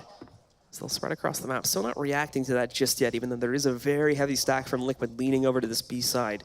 They will have to send Cage and B into mid to kind of compensate for AZ's death now, as he still tries to scout and look for intel here. Very much an intel gathering game at this point due to how quiet Liquid is being. But now, with the man advantage in their favor, it seems like Liquid are going to be able to go very straightforward into this B bomb site, and it is spotted by Magus, so the rotates are going to be on the way at any moment here. Magus, though, picks up that first kill, gets the second before finally going down to JDM. The config, though, doesn't get anywhere with his position. Liege picks up that kill very quickly, and it still leaves Liquid with a man up after everything has settled. Cage and B, though, swinging in through the smoke. He doesn't seem to mind too much. He's already picked up one. He chased the second player into a position where MSL can punish that second one, leaving just a Liege alive here, but he picks up one from the right side, looking for the second to the left, trying to spin around and keep his head out of harm's way. Survives that with just 14 HP, and now only one kill to go. Looks for it and he grabs it. So Liege comes out with a massive 3K and keeps Team Liquid in the lead. They're going to push up to 12-4 to start off the second half. Yeah, I mean, Liege was in a terrible spot there. He's completely pinched. There's one player coming from Catwalk, one player coming from the market. MSL just not able to connect on the shots, really. I think when he knew Liege was low there, though, he needs to start jumping. You know, you start jumping around the corners, not necessarily to land, but showing your shoulder and just getting vision, and then you can come pre-fire him with a body shot. It's usually like a pretty safe way to win those gun battles. So now Team Liquid with their lead assured here. They just need to make sure that they don't get upset in the second round, since North have gone for their own aggressive buy. And the player defending the apartments this time is going to be a lot more well-armed. Magisk just waiting in that position with the UMP trying to punish. Liquid aren't going to bite into that just yet. They're also keen on the slower style of play that we were seeing from North back in the last round for parts of it. Willing to run down the timer and set themselves up where they throw everything at one site, which could be heavily stacked from North. Cajun's going to get hit by this flashbang as he does try to fight for some of this contention that's being taken by Liquid now. Ultimately, though, it's far too long gone after he got hit by that flash, so he does have to bail out and take up another position. At this point over on the A bomb site, kind of floating in between, leaving his options open. You can see he's going back to market now, so a little bit of indecision there, but it's kind of going to be the player he has to be now that he's lost his window spot. Config, though, with a nice lineup, just barely peeked into Nitro, yet he's able to find the Deagle headshot, taking out one player from Liquid right at the start of this round. Liquid, though, with time getting a little bit lower, they are going to start to move into position to go for this execute out onto the B bomb site here. And Config looking for some more frags. He's done it, picked up the second one, looks for a third, but finally going to be punished by a Liege. And Stanislaw also picks up his first kill on the round. Cajun looking to do some work with the scout here, but not a whole lot being given to him currently. Stanislaw safely tucked away behind that wall, and as you can see with the X-ray off, Cajun can't really spot much besides that, so just hoping for the re-peek, but not finding it. And Liquid now hunkering down. There's the shot from Cajun, though, able to find Stanislaw, taking him out of the mix, leaving just two up and running for Liquid. It's a little bit delicate for them, especially with the Liege playing into this aggressive position, trying to hunt down AZ. He gets it, but now he's low at 15 HP, tries to escape, but MSL holds. Look at this spot from Twist, though. He's maintained his quietness all this time, and he just has to line up two more kills. There's one looking for the second one, but he can't get it. And MSL holds, giving North their 5th round. I mean, that could have went even worse, though, for Liquid. Like, normally, Magic's Boy is going to get that kill on Stanislaw jumping down with the ump. Config, again, makes it 3v5 with his Deagle. You know, puts him in a chance to win the round. I know it goes into a 3v3 there, but this guy's just on another level right now. And that is going to keep North in this match here, as the scoreline can no longer push into a nearly secured position for Liquid off of that one, but Liquid also are going to look for the aggressive buy going into the 18th. I mean, Config's like success rate on opening gun battles is ridiculous, this best of 3. I mean, it's like he just randomly shows up and just starts killing people left and right there. You don't even seem to expect it from time to time. Speaking of not expecting things, look at this aggression from Team Liquid. Elige right into the fight, back over by Connector here. Unfortunately, it's short-lived with MSL and Cajun are able to push back in and restrict that pretty heavily. But with all the attention that's been drawn over towards the ramp area there, it's leaving quite a few holes in the defense. North are just barely able to hold on to it with Config once again saving the day. Yeah, he is ridiculous. Stanislaw got into window completely unnoticed. Could have flanked all those players in jungle. Opted to wait for the CT spawn kill and gets that. They still should have won that round. Config just whipping his mouse around, just killing everybody. You saw how the rotate was though. They gave up A and challenged Connector and just fought middle and let them A players essentially take towards A and then reacted to it afterwards. So they're just barely able to keep themselves alive as a result of that miscalculation. But now Liquid's going to keep things a little bit more straightforward. That's a great shot from Stan, though. Through the box, takes him down. Unfortunately, it's not going to mean very much at the end of the day. They do escape with a plan, which is a pretty big get. However, besides the kill on the MSL, they don't really get anything else going. So North will shut it out and pick up their 7th. Yeah, a bit of a mistake by MSL. I think when you're the A player and you cross over to Connector, if they see you cross Connector, Twist is going to do that mostly. You know, most of the time, go out to Tetris. And then if you're crossing back to triple like that, it's just really dangerous. Like, Twist could have just headshotted him while he was crossing back. I think at that point, you got to just adjust and be like, all right, look, we don't have a player CT spawn, whatever, let's just deal with it. I'll play A from, you know, jungle, stairs, Connector area. So off of that, we do get to see Liquid go back onto another full buy here. The strats are going to remain relatively straightforward. Not going to be doing a whole lot of toying around with mid this time. They feel confident in their ability to move in and puncture the A bomb site. And the setup actually could work out pretty well in their favor based on the way that North are currently playing it. They've got MSL aggressively posted, meaning at most we should expect him to get 1 or 2 kills and then be traded afterwards. However, he does have support from his teammate. MSL and AZ both trying to battle this out, although they've already lost AZ. MSL trying to assist upon that, but it's actually Cajun doing most of the work from way back over at the steps. MSL goes down without a kill to his name on that round, but nonetheless, Liquid have secured the site. They've smoked it back off and are going to be cautiously looking for the opportunity to go for that plant, since they've also kind of been surrounded by North here. Thankfully, for Team Liquid, North are taking a little bit of a pause in this retake as they're waiting for Cajun B to get into position on this flank. But JDM is already read into this and is currently going to contest it, taking the peek and looking for him, but no, he goes down, not expecting Cajun B to be already that far forward, and now Stan has to put all his attention to countering this out. He succeeds, ends that danger for now, but that's opened up a whole new issue of possibilities as he's just going to get smoked out. And he's going to try to fall back here. No, he doesn't have the time now. I thought he was going to find some crazy molly that was going to molly triple right there. That would be really cool. The problem with trying to molly that is it would have taken like so long to just get on the ground. Well, I mean, he's going to lose anyways if they lock it, right? Because he's going to be going through a smoke, so maybe just molly it and hope by the time they get back on it, the smoke dissipates. So he chooses just to keep his gun in check for that round instead of contesting the 1v2. That will give North another round here and continuing to close the gap. They'll end up 8-12, just 4 rounds behind Liquid. They're back into this game and they're wanting to end this 2-0. They don't want to take this to a 3rd map. So into the next round, we will find ourselves in JDM immediately impacting here. Almost able to take down MSL, but he ends up clipping him through the wall. So MSL will survive with 39 HP and just fall back into a more normal position. Cajun, though, having much better luck with his op work. Takes the risk on being out in the window. He has support from his teammate to watch the upper push, but still exposed. He's able to find an early play from Elige to go through underpass and punishes him to give North the early 5-on-4. AZ going to be next up to bat, trying to stop this upper mid play. However, he misses it. Now off of that, Stanislaw is able to move in, steal connector control out of the hands of North, and pick up that trade kill to bring things down to a 4v4. Stan looking to do a little bit more than that, though, with the molly moving into his direction. He needs to get out into the open and fight regardless. MSL will just burn him away. Get rid of that worry for right now and retake that connector control. Liquid have pretty much frozen after this, keeping JDM back by the chair and a few more players still set up to execute. With the bomb, still has to relocate, and that is causing a slight delay. And it gives North the time to just pop in this smoke. It's a pretty poorly positioned smoke, though. Twist can still abuse that pretty heavily from his current spot on the steps here, and I imagine they're not going to be too worried about pushing through that. I'll have to check this left corner, though. MSL is going to be waiting patiently for it, and they don't do it. So MSL shuts down the main pushing force. Nitro and Twist dead as a result of that. And just JDM left alive with only 25 seconds to make a play or get this bomb onto the ground. It's looking bleak for Liquid here. And more than likely, you're going to be looking at a 9th round for North. JDM trying to fake it up. He gets that kill on the MSL, but afterwards will be pushed from the backside by Config as he closes out on the round. Yeah, and they just leave Magic's play on an island at B. They don't even challenge him at all. Liquid doesn't, and Config's, around middle. Cajun B can peek underpass. They have 2 players dedicated at A.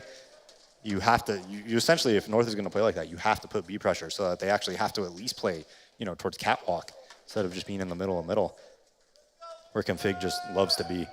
But MSL played that so well. When he mollied connector, he showed himself and then hid, knowing that Stan basically had to commit himself to the fight and inside the Molotov, and then just literally gets the kill without even having to, risk his life at all, just like the safest way possible. So quick pause, I believe, from Liquid, and they've already called for the unpause, so we're going back into the match immediately here. Liquid, unfortunately, still really not in an economical position to go for a full buy here, so they are going to end up on Tech 9s yet again. Everyone except for Nitro is able to, actually, Nitro does go for that last second buy there, so everybody is going to end up on armor. Utilities where things are really lacking, though. They have a couple Molotovs, a couple smokes, and they're going to be able to make pretty much as their direct play happen, as you're seeing now with a 4-man stack at ramp, and one going to divert over towards the Palace to try and just add a little bit of flavor to this push. Now Liquid get ready to just move in. No delay needed here. Flashbangs raining down on the site. MSL holding first from the sandwich, and this cross spray is beautiful. However, it only leads to an even trade, 2-on-2. Now Stan is going to rush up and get that plant, and the Opper is going to be repositioned here. Cajun B specifically going to be put into the open as a result of that molly. Twist does have a molly for the post plant, but this is still really, really CT-sided because look at their utility. 3 smokes, 2 Molotovs. That's huge right there. Yeah, they can throw 1 molly back over at the Tetris position there and basically burn out 2 guys right from the start. But one's been wasted over at Firebox. So now they need to position the second one cautiously, and that one is also essentially just going to be a waste as it does go down on the ground, buys them the security of that real estate though, and now as they move in, trying to get this defused, they are trying to force it in, but Stan can't find those last bullets, so another smoke defuse. This time it's North that win it out, however, as they pick up a 10th round off of that. Yeah, I mean, the mollies don't hit anybody, but it's not really a waste because you're clearing a spot with 0, worry about it, right? If somebody's there, you're going to get the kill. If they're not there, the spot's clear. It just opens up, limits the possibilities. Yeah, exactly. Just makes it so much easier on you. And that's why that A site, that's why you see North on their T side, whenever they got in that situation, they kept flanking and trying to do things like that. So Cajun first up to bat here, and he legs one. That's Stanislaw going down to 16 HP. AZ, no one checking for him, though, despite the fact that he was completely blinded on that push. Stan's going to attempt to respond, but Cajun B, right in the nick of time as well, picks up the upshot, eliminating Stan and leaving himself with just 8 HP, killing most of the early efforts from Liquid to try and, once again, brute force towards A. So it now just leaves these last 2 alive. And we'll have to attempt to make a play in the 2v5 to clutch things out. Yeah, opting for just a quick A split. AZ hides in the corner. Unless you check that fully, obviously that's going to happen. No molly connector or anything like that, which allows them to be there without even a smoke on the ground. And you saw North's rotate even was insane, man. They had 4 players there almost immediately towards A. So I think even if they do get a couple kills, I'm not sure if they win that round. And that was like a perfect opportunity for North to adjust their setup like they did. They weren't playing AZ at A. They were fighting middle towards connector because they stopped a couple of these quick A plays. So the adjustments from North are on point. Puts them into a 2v5. Config's going to be jump spotting. I haven't seen it yet, and when he finally does, JDM is ready for it. Picks up the kill on Config. Only the first of 5, though, since North is still at full strength currently. Magus lighting up Twist from behind JDM and pretty much having him secured as well with only 20 seconds left. JDM, I think, was just hoping for 1 or 2 more kills, but can't find it. And North do secure the round with 4 players left alive, which is definitely going to help to just push this money forward into a great spot for the rest of this half. Yeah, you see Fur play that spot all the time. He usually plays it after they already took mid control, and it's a very sneaky position. AZ playing there. The Silence M4 too. Silence M4 is a lot easier to see it as well. You can see it, and he can't see you if you're at the bottom left of the connector, but with that quick A play, that's not going to happen. So Cajun, almost missed the chance. Or even probably just a leg there on an opponent, and missing another shot as well when they finally do move in to get that top mid control. So Liquid will just walk away with it. Have that early ground to work with here. But this is only the beginning of it. Still a lot more framework to set up to get themselves out of mid and into a bomb site. As a few of their own players are still being kept in the back lanes away from B, which are now going to swing in the direction of T-Spawn, and I believe over towards ramp, but North even took aggressive control of ramp while Liquid were pretty much ignoring this earlier. MSL is going to be waiting for these players to swing themselves into the site, and even though he's positioned well for it, he can only knock off about 60 HP of Twist before getting eliminated by Nitro.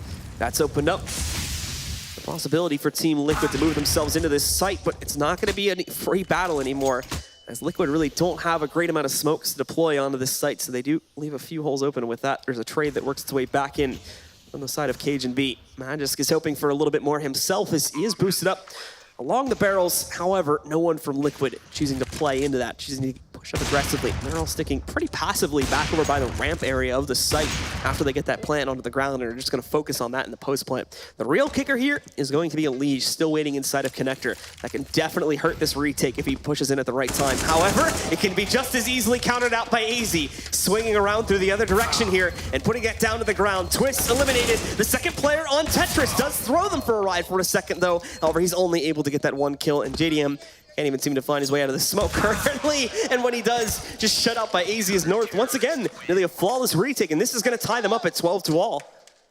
And again, that's why you see North flank like that. You know, that exact reason. They already had a Liege lurking, yes, but they had no type of nades. They had no positioning. They knew nobody was firebox or default because of that boost. All they have to clear is underneath balcony, and the only places they could be are sandwich, A ramp, A halls, maybe under bulk by the ladder or flanking. That's it. So it just makes the retake so easy, and especially when you save that many nades and Molotovs. It's even though it's 4v4 and the bomb's down, it's extremely CT-sided unless a Liege goes huge. Yeah, and as we saw, Liege pretty much was made into a non-factor right from the start of that retake. So very well read by North yet again. And ever since jumping onto this CT side, it seems like the game has flipped in the complete opposite direction, with Team Liquid really struggling to pick up rounds on this T side to push them up to 16 and try to take us to our third and final map here. So into the fray again. Liquid will go with a full buy and splitting their players up also at the start. Has been a similar thing to what we have been seeing for most of this half. With guys moving in to take that mid control. A little bit delayed they'll be on that though, as actually Stan does divert away.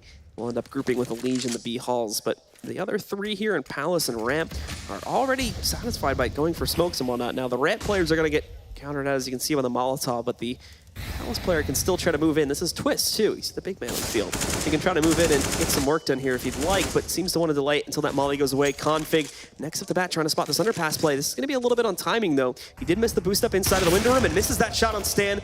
Stan gives him the time to recover, and he hits the shot through the wall. The next one tries to finish off with a P250, but he can't get it done. And now Elise jumping back up. He hits the next entry. AZ though with two beautiful headshots. Swings that back into the other direction, going for that third kill, but he is taken down by Elise here, leaving just Magisk and Cajun in this situation to try and retake here. Magisk gonna walk himself into a potential frag on Stan, and he succeeds in picking it up.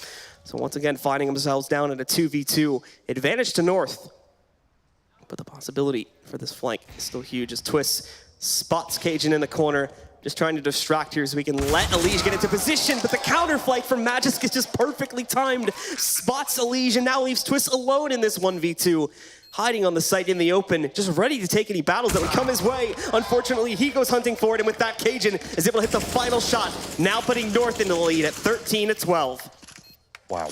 Just all the mid-round kills North gets. That was so well played by Magic's boy, waiting for the window lurk there, covering Cajun's back. I thought Elise was going to win that round for sure. I didn't even realize Magic's boy was just watching that, waiting for it. AZ saving the round in the 3v5 by getting these two kills. Even the kill that traded onto AZ was really risky and dangerous. He was completely open to CT spawn. Just fully committed. So Team Liquid are going to have to empty out the bank accounts essentially for this next round here, as it's been a full-on streak for North. Full losing bonus for Liquid, so as long as they can get a plant, they'll still be okay to buy pretty much every single round from now on. But with North having the lead, those opportunities run out really quickly.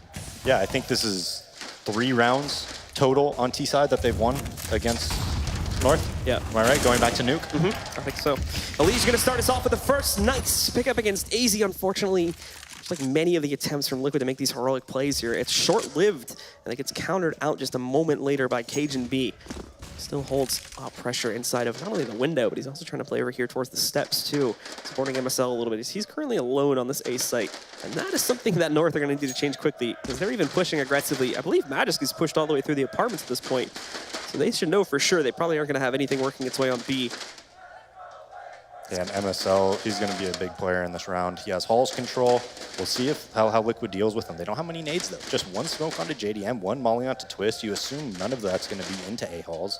So Cajun's going to be CT spawn. He's going to try to bait for MSL, and we'll see if MSL could shoot one or two in the back and maybe even stay alive. The other problem here now is North. All right, they haven't seen anyone swing their way towards B, so they are going to rotate over to this A site in just a second. Flashbangs from the CTs is great. Cajun still trying to hold from up on top. He just clipped one of the players, but that gives himself away. So JDM is able to pick up that kill. MSL's got to be very careful about the timing he goes for on this peak. Finds himself in a direct battle against JDM, but still wins it out. And Stanisla's aggression is able to keep Liquid alive in this round as he pushes up, finds Config trying to flank. MSL almost actually taken out by Twist here. Seems like MSL's almost smoked himself off. But in the meantime, MSL wastes this time. Magisk is going to start to also lurk upon his flank. Yeah, Magisk has to get this kill, then MSL will make his move. Twist, great shots by him. He holds it, and now MSL's alone, really with no room to get anything done there. Nitro's gonna shut it down. Finally, after 7 or 8 straight from North, there is a little bit of light left in Team Liquid as they tie it back up at 13 rounds. Yeah, now they just gotta not get reset. Yeah. That's the ever-living struggle here, as they obviously keep the win bonus going in their favor, so they build up enough cash to rebuy again here, but... Yeah, North doesn't have any money, though. Yeah, I think at most, the players the most they had stacked up, there was like 7 or 8K at one point. They never really got super far with it. There was always decent trades from Liquid. It was like these mid-round heroics that kept saving North after they went down so far in the round. But early on, North, once again, taking an aggressive stance on the wrong part of the map, leaves this A site wide open for the taking. Utility setup is great. Elise should have been dead there against AZ, but AZ can't keep it together. A bit of a miscalculation, though, leaves an opportunity for Cajun B to pick up an extra kill against Nitro and brings things back down to a 3v3, as North will have all the room and all the time now to set up for a retake, as the bomb is only just now going down, but it gets denied again by Config. There's a slight error in the smoke setup, so he's able to utilize that. Unfortunately, Config gets aggressive, goes up those steps and peeks directly into JDM's op as things are kept even. Now the last two trying to play it out from Ticket. I don't think Stan was able to hear that drop down there, so they should still be good on that, and JDM just barely missing the shot against Magisk, who will go down seconds later regardless at the hands of Stanislaw. Everything falls to Cajun B in the 1v2 clutch now, and Stan is already looking for the possibility of a push from the connector itself. Cajun holds it though, but still finds Stan in the open. That's a free kill for him. Only one more to go against JDM, but JDM fighting from Firebox. He's gonna have a little bit of a surprise against Cajun B in a moment here. Cajun still tries to work for it. Keep in mind, the bomb only just now went down, so he does at the time, but spots JDM, and JDM through the wall takes down Cajun B to put Liquid back in control now with a 1-round lead on North. Just huge by JDM. That was probably the most important round of this game, and he comes through. I mean, North has no money, man. 2,600, 2,800, 2,200, that's it. So they're gonna have to decide if they want to buy here or just go for overtime and try to force that. And you'd think they'd have more in the bank after winning 9 rounds in a row. But, you know, every round closely contested by Liquid, a lot of kills, a lot of buys because they just had money bonus and were getting bombed down a lot of the time. Great shot. North do decide to buy here, which is actually not too surprising when you consider how aggressively they bought for most of the first half. So they are going to end up trying to make an attempt at this one, but if they lose it, they're going to end up with pretty much the same amount of cash for the next round, and Liquid will then be at map point to try and take us over to the third one. But into the round we go. 2 rounds separates Liquid from defeat. And a possible third map to push them forward into the grand finals here. Cajun, decent spray, but just not connecting most of those shots, unfortunately. Leaving only Nitro getting hit like once or twice down to 87 HP. Everyone else completely unscathed. Stanislaw picks up that first kill, but it's at a heavy cost. Nitro is able to push back, and it's JDM, a shot to the face of MSL. AZ responds with 2 additional pickups, but that's been it so far. And Elige, with a long-range spray control, shuts out Magisk Boy, leaving Team Liquid at 15 rounds, and North with not a whole lot of money to play with. That's a ballsy strat by Liquid, going for that quick A connector play in a round like that where you're going up against umps and whatnot, and they could be maybe double connector, close A ramp, and things like that. Works out for him though. The smoke wasn't even that good. That was a very crucial frag onto Cajun B, I believe it was, when he ran through that smoke. If that doesn't happen, AZ probably lives, takes A ramp control, and we could have saw something completely different. Just makes an attempt at some early round aggression here by pushing himself through the underpass. Unsuccessful, and just gives away his position. North just trying to play all for mid in general here early on in the round, but that's going to change pretty quickly with the other three rotating back towards... actually, they're kind of going all over the place right now. A few into A, and a few more going back over to B, which until just this moment was completely open for the taking if Liquid wanted to swing towards it. Liquid taking things a lot slower this time. Fast strat really only going to work once. North did try to set up to counter it there. They're going to be cautious of aggression on the ramp here, as you can see them starting to swing in there, but the CT's obliged with a smoke toss out in an attempt to delay this for a couple of extra seconds before the inevitable should swing itself in the direction of North. They still have the 3 players right around the B halls, however. I think they wanted to show bomb at A and then go B. I think that was the plan. That's exactly what they're going to do. The bomb now back over here in the B halls. There's still a 2-man setup from North to trying to defend this with the third already on its way in the form of Cajun B. And they're holding close to the wall outside of the apartments, which is the main route that Liquid are taking. Excuse me. I think they only have 1 player at most. And actually, no one's going to work themselves in that route. So North have a really good setup to counter out here. But Nitro is going to try to make his best attempt to hold on, as Twist also picks up that kill. Cajun B trading another one back, puts this down to a 3v2, and Nitro just got shot down at 27 HP. He's hunting Cajun, can't find it though, as he finds a 3rd kill now with that CZ. Just Elige left alive here, set him in a 1v3, completely surrounded, and North are gonna get to keep it together. We go to round number 30 to settle this. Yeah, I am not sure what the strat was from Liquid there. I mean, they have 2 players alone with the bomb at A ramp. They know that they're force bot, right? Like an A ramp push is very common with CZs, 5-7 or something like that. I really think they wanted to show the bomb at A and then just run it back to B. But by the time they fought at A, they didn't cause any rotate. North still had full vision of the A site and everything. They just run back to B, meet up with their teammates, and immediately go. But it's like the most obvious thing for MSL to call. He's just nobody's coming A, man. Like I have everything. I'm looking everywhere. There's nobody here. Just over rotate. Cajun B makes a great play running to site. I believe it was Magic's boy at Van. He probably could have got more kills, but just going to Van because of the botched molly after that allows him to get a free kill. That's twice now that botched mollies from Liquid have given North just free frags. Yeah, so look at this buy for Liquid for the 30th round, too. This is actually not looking too great. Twist ends up on a P250. It's the best they can get for him, and for the others, well, they managed to get an op for JDM, 1 more rifle on Nitro, and then the other 2 are just working on ups. They're, again, going to spread their players out early on. The 3-man push into the B halls, and JDM looking for that opening shot opportunity against Magist. He's almost able to hit it, too, on the 2nd attempt through the wall, but just not going to connect there. So Magist spots the opper, pushing forward, and then backs out for now. But he'll go right back to jump scouting, or jump spotting for that a few seconds later.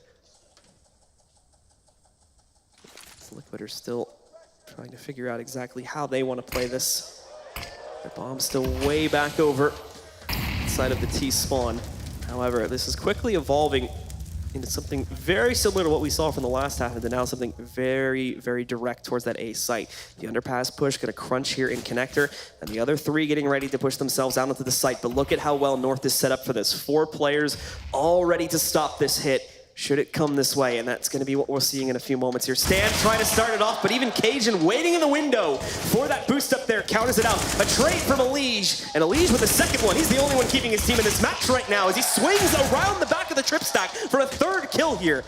Trades from the North side, however, are still able to keep them in this round as they bring it down to a 2v2. But at the moment, the real story has been Elige. His time to be running out, though, and Twist just up on top of the steps, gives his life away. Elige so low at 8 HP, and now he's been given away. So Config's going to push forward, pick up that headshot, and we're going to overtime, ladies and gentlemen.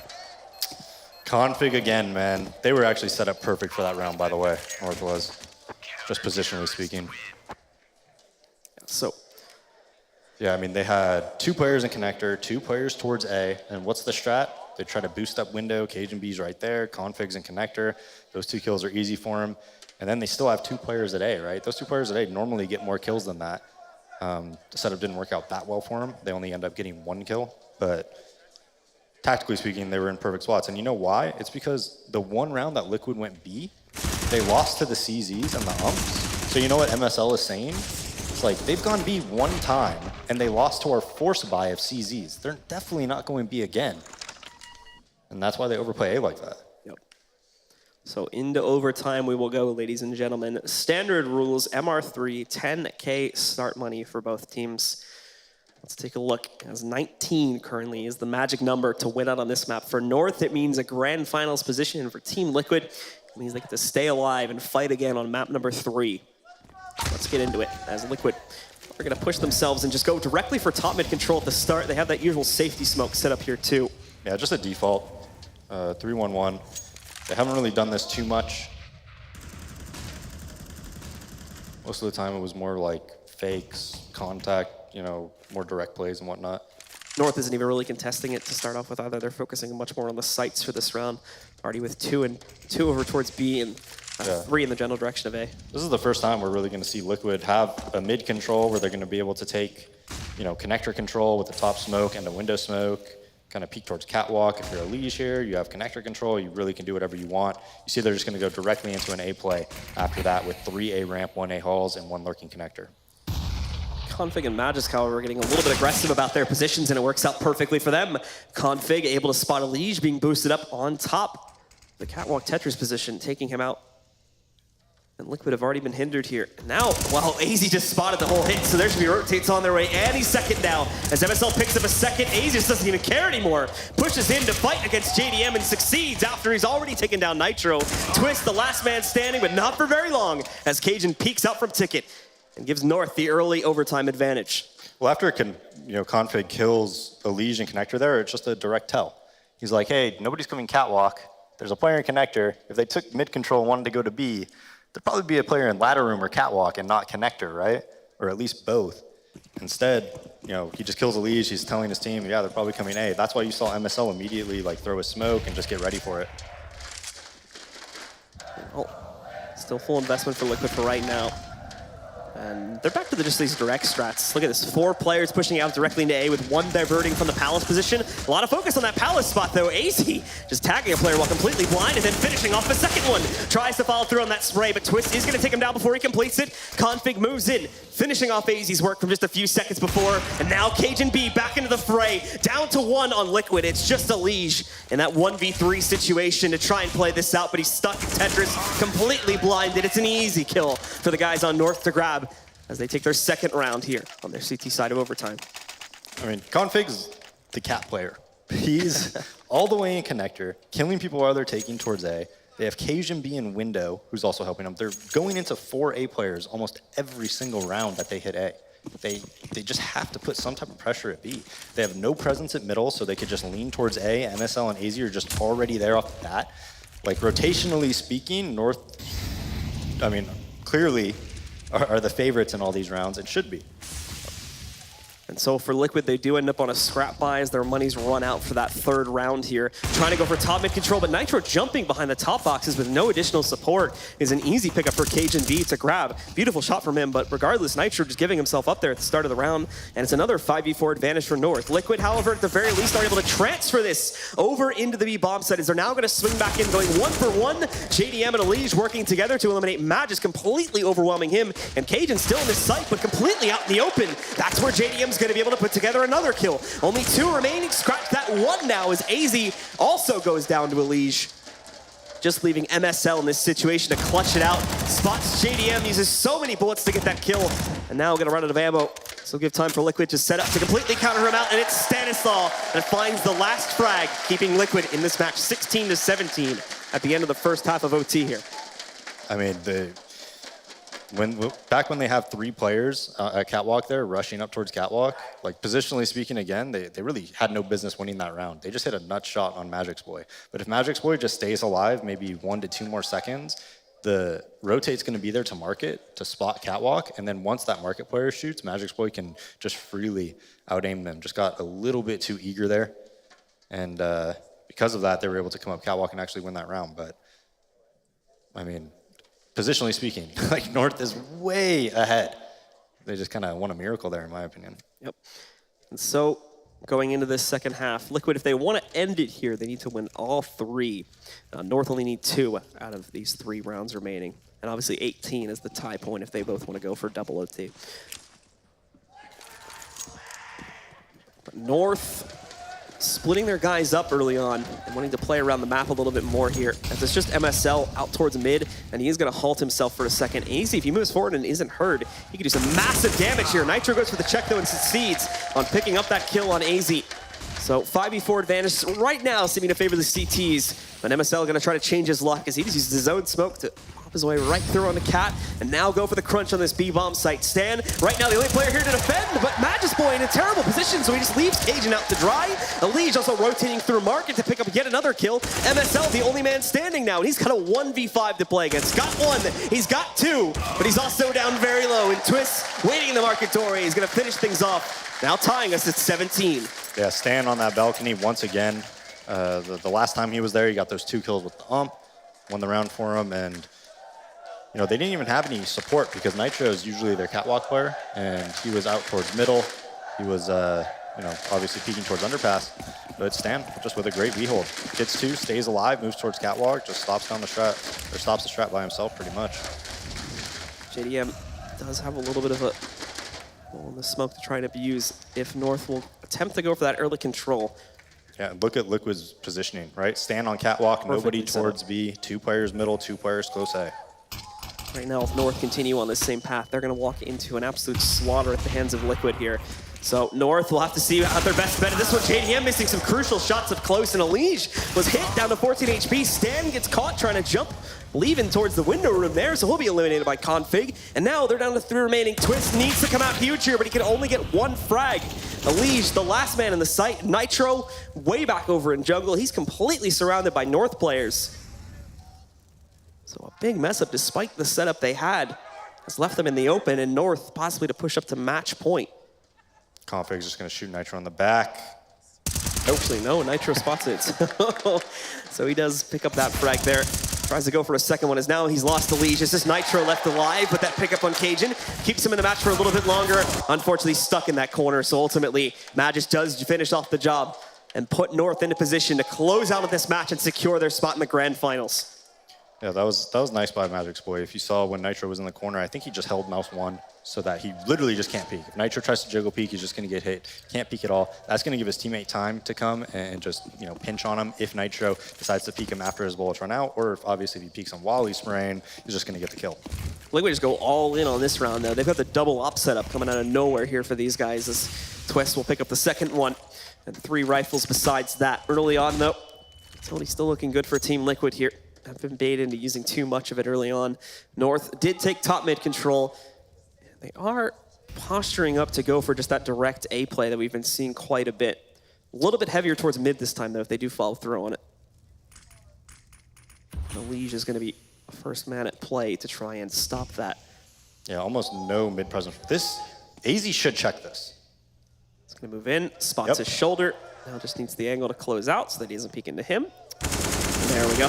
Yeah, that's not when you play that angle. You don't play that angle in that position. You wait, and you do it mid-round.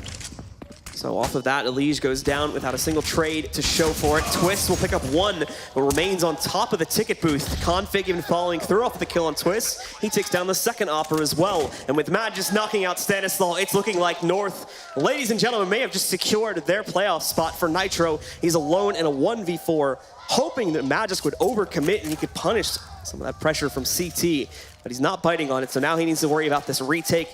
He's even given North all that time to set back up, so in he will go, trying his best to spray through it. Now he's given away his position. He's lost the element of surprise, picks up that first kill, trading out towards the AK. He's running low on time, and he's not even close to knocking out the remaining players. The Magus Boy wraps around from the backside, and with that said, North are going to close out. 19-17 is the final score on map number 2, and they'll take it 2-0, pushing forward into the grand finals tomorrow. Yeah, I mean, JDM had that great 3K to bring him into overtime, but that last round, I know we weren't watching him, he was responsible to cover Twist when that player came out of halls, didn't hit that shot. The A-ramp play, when they came out, he didn't hit that shot at all. He was 0 for 2 when he played up close A-ramp. So, you know, those are opportunities that Liquid have to win rounds. Just got to capitalize off your positioning, right? You're there, you're posted up with an op, just got to hit the shots. Yeah, and with the way that things went over on map 1, things didn't really start out great for Liquid here in the series. They had a good bounce back in the first half of this map, but then just couldn't carry it through in the second half to close down the map. Ended up in overtime, few good rounds, but at the end of the day, North ended up taking it over them. Yeah, I thought Liquid had a lot of opportunities, especially in that, like when they had 5 players in middle, or in A, right? They just completely read it, and still North ends up winning that round. So maybe just in overtime, a little bit of jitters, not sure, but at the end of the day, North comes through. Well, now the real question here is, how is North looking overall? How are they looking to face off in the grand finals against G2? Is that going to be enough, or is there some mistakes that they have to fix before tomorrow? Well, I think on Mirage, they can't get ecoed on that second round. If they don't, a couple times on that T side, they could have easily had more rounds and whatnot. A little bit of small mistakes by them. So I think they could play better than what we saw even. All right. Well, we do have an interview ready on the stage with our winners. So let's throw it over to Golden Boy. Thank you so much. All right, I'm joined by Config. Config, congratulations on your victory. Hard fought, especially on that game in Mirage. First and foremost, so I do want to get your thoughts here. Going into it, Nuke, that was Liquid's pick. You guys, though, absolutely dominated that game. How did you feel coming out of that one? We felt really confident. We hoped to, Mirage would be an easy match for us because we were really good on the map, but it didn't work out that way, but we managed. Yeah. Now, here's the interesting thing. You've been playing some phenomenal CS, and some are saying that you're playing the best CS of your career. Do you agree with that sentiment, or do you think you've always been great? I've always been great. No, I think that I play good CS right now, but I still make mistakes. I think everyone does, even though the best team in the world makes mistakes, so you can play perfect CS. Now, what was interesting as well about your guys' picks and whatnot was you went with Mirage. The analysts talked about how they weren't so sure about that pick on Mirage because Liquid was a pretty formidable team on that map. Did you pick it because you just felt like you were better in that situation, or was it more or less just like, hey, this is a comfort pick for us?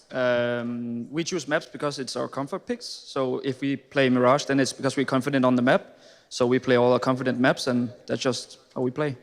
Nice. Now, you guys had a pretty, I would say, partisan crowd here, going against you. There was also some shade being tossed on the other side, some shooting of the bodies, a little disrespecting, as we call it. I do want to get your thoughts. How was it playing, here with this crowd and the pressure on you?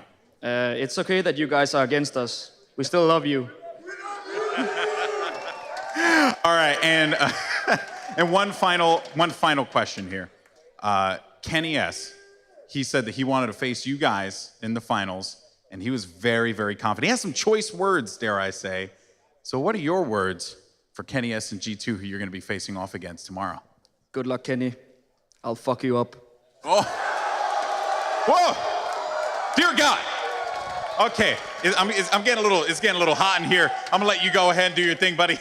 Ladies and gentlemen, that's Config right there. But when we come back, we're gonna break down the gameplay and all that good stuff. Thank you so much for sticking with us, and we'll see you in just a few.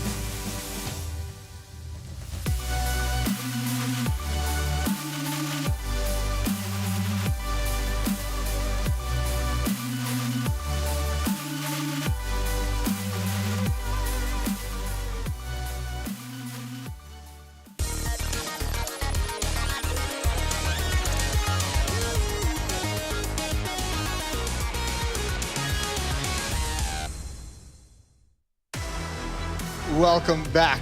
I bet you didn't think that it could get any better than Config's dicks out, but he's one-upped himself, hasn't he, boys?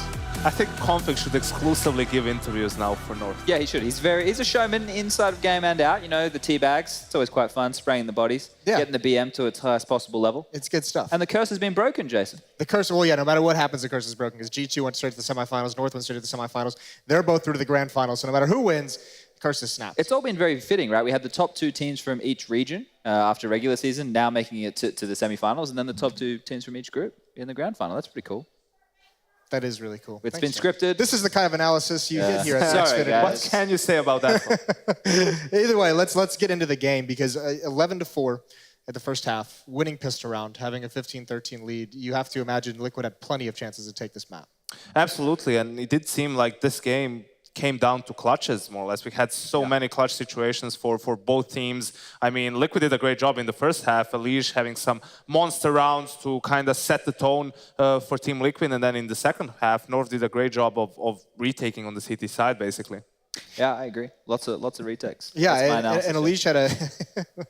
It's good. Elige had a big boy game, 35-26, 104 ADR and a losing effort. But Yenko, I mean, talking a little bit more tactically, I know you had a round you wanted to show off. Yeah, it seemed like Liquid was very, very adamant about going towards that A bomb site and using that infamous A smokes, whether early on or later on in the round. And the thing is, like, this can work, but you need to make some adjustments. And Liquid was losing a lot of rounds to those retakes. When the CTs have full economy, all the incendiary smokes, if you don't push towards CT or jungle or something along those lines, it's going to be very difficult for you to defend the retake. So we have an example of how they tried to adjust. So right away, you can see that Elige and Stanislaw are towards underpass. The rest of the players are pretty set up. You can see that the smokes are down for stairs and for connector already, and they are going to boost up towards window room to try to flank. The problem generally was that a player just plays passive towards CT and he gets a kill or just buys time, and then after that they throw the Molotovs basically, and the smokes to cut off all the choke points. Liquid doesn't push towards CT, they don't push towards jungle, they lose all pressure, they get smoked off and die. So now you can see how they basically get boosted up. Stanislaw also gets the kill on Config. The good thing for North here is that they actually were probably getting a read on this, and they have 2 players close up inside the bomb site. The problem is for Team Liquid, even though they get the initial kill and the initial trade, they still manage to lose rounds with advantages, and we saw this happen more than once. It does seem like, you know, it took them too long to get rid of AZ. He should never get 2 kills from that position. Then Stanislaw on the flank here as well. Against Magic's Boy, loses that duel. Maybe there wasn't even a reason for him to be that far pushed up. Magic's Boy played that really well, especially going back through window to clear that out for Cajun, because Elige was on the flank in that situation, and that could have been a nightmare for North. I actually think, you know, people go, oh, this is reminiscent, this is the classic Liquid choke. I don't think it was. This is a very close game. They're in charge of the economy for a very long time. Sure, they lost in the end in overtime, and they did have the big lead, which, you know, they have choked plenty of times before, but this was a game hard fought by North. I think the problem was it took them a while to make this adjustment, and they still lost the round. And, you know, at some point against a team like North, you really need to be able to do that faster, or at least not lose rounds where you get that advantage early on. 7 diffuses in that second half for North. I mean, that's incredible to think how much success Liquid had in getting into the bomb site, and then also how much success North had retaking it. But also when you look at, like, how many of those rounds were actually close? Like, not that many. Yeah. Usually it was a clean-cut retake for North. Some of the things that I like, though, with North and the way that they have their CT side of Mirage is when, you know, a player is stuck in a position that he's in a fight, everybody comes and fights, right? They either know all to back off and then wait and challenge together, or they all fight at the same time or run through smoke so they can all contest and open up as many crossfires as possible. And that's a great way to shut down any Ts. It's the 2v2 tournament, Chad. They figured it all out there. That's where they found the success. Coming in effect, and you hate to see it. Liquid 15-13 up, force buy for North, of course. A lot of pistols, and they don't clear the B bomb side properly. Their anti-ecos today weren't as thorough, right? Like the way that they were taking areas, they weren't using the utility to the same extent as we saw on Cobblestone, for example, and you know that hurt them. Yeah, that really did hurt them in the end, and you hate to see that if you're a Liquid fan. They got out of here pretty quickly. Let's check out the brackets at the end of the day with the semifinals being over. Obviously, if you didn't tune in earlier today, it was G2 dispatching SK 2-0. North doing the same exact thing to Team Liquid, especially after stunning first map that Liquid wasn't even really involved in. That's going to put your finals, as we already alluded to earlier, G2 Esports versus North, both coming directly from the semifinal based off #1 placings in the group stage. And we were saying this is, I mean, that's the most likely if you look at this bracket grand final that could have happened. Or SK. Or right? SK. Or SK in place of G2. That semi-final was up in the air. G2 were clinical in that sense. They played a very nice brand of Counter-Strike, to put it lightly. They did. It was a team effort across the board. And actually, both teams who have made it to this grand final was huge team efforts in these semi-finals. Everybody was putting up big numbers. Yep. It wasn't like we saw from North in the group stage where it was just Config, running out to that massive lead. And you said it couldn't just be Config, just to highlight a Cajun B as well, 32 and 22 The in backbone, game. Yeah, I mean, that's cleaner. actually incredible. The versatility. Yeah, Yanko pointed out, though, he was just mopping up a lot of frags, as he's named the cleaner. Says early on in that Mirage game, right? Like, he had more frags than Magic's, but his ADR was pretty pathetic. You know what's interesting about the cleaner is Cajun actually made that nickname for herself. Like, why would you make your nickname the cleaner? Yeah, I Does it wouldn't have inspire made mine. fear in you? That was before Config joined the team, I believe. So he had to, be the funny guy, perhaps. That was in that. That was in the show match. That was in the show match at the Katowice. Yes.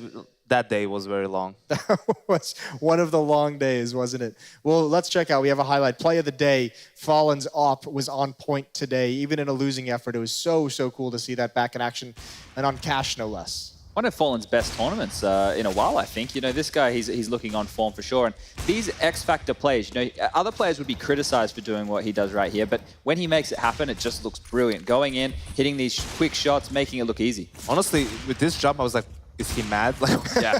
what even is this? There's no smoke, there's no cover, there's no anything. I am just going to jump towards the bomb site and get 2 more kills. See, the same thing throughout the day. I would have criticized Phelps. He was making some plays, pushing through smokes like that. Fallen goes and does it and wins the round. You can't really criticize. Why do you hate Phelps?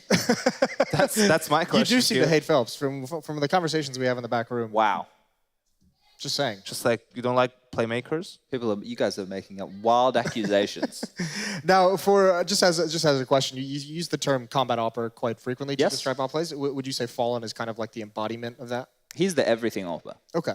Fallen is who you want in your life. He's the embodiment of everything, apparently. Did you see that in-game leader video? Like Yeah, they every love it. single Yeah. player, except Magic, because I don't know. He did And say no, that he... Twist said he wants Stan still. No. No. Twist said Fallen. Magic Did he? said he said MSL he works good in our team. Then he said, but I wouldn't mind trying Fallen.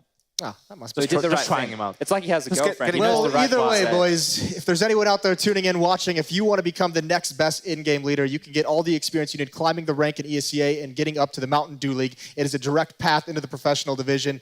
Get some teammates around you. Get 4 players. Teach them how to play the game. Teach them all the strats. Make it into the pros. You do it through Mountain Dew League. Let's make a team. Let's make a team. What would be the team name? Yanko, you're good with names. Bad boys. Bad Boys for Life? Moses and the boys. Moses and the Boys. Moses and the boys. We really do need to make that a tune, don't we? Let's do it. Either way, 2018. Hashtag 2018. Hashtag 2018. We're coming for you. Thanks a lot for tuning in today, guys. That's the semifinals over here at the ESL Pro League Season 5 Grand Finals. We're going to tune in tomorrow. We're going to be back, and it's going to be the finals as well as a show match. We're going to take Chad down, but tune in for the Grand Finals.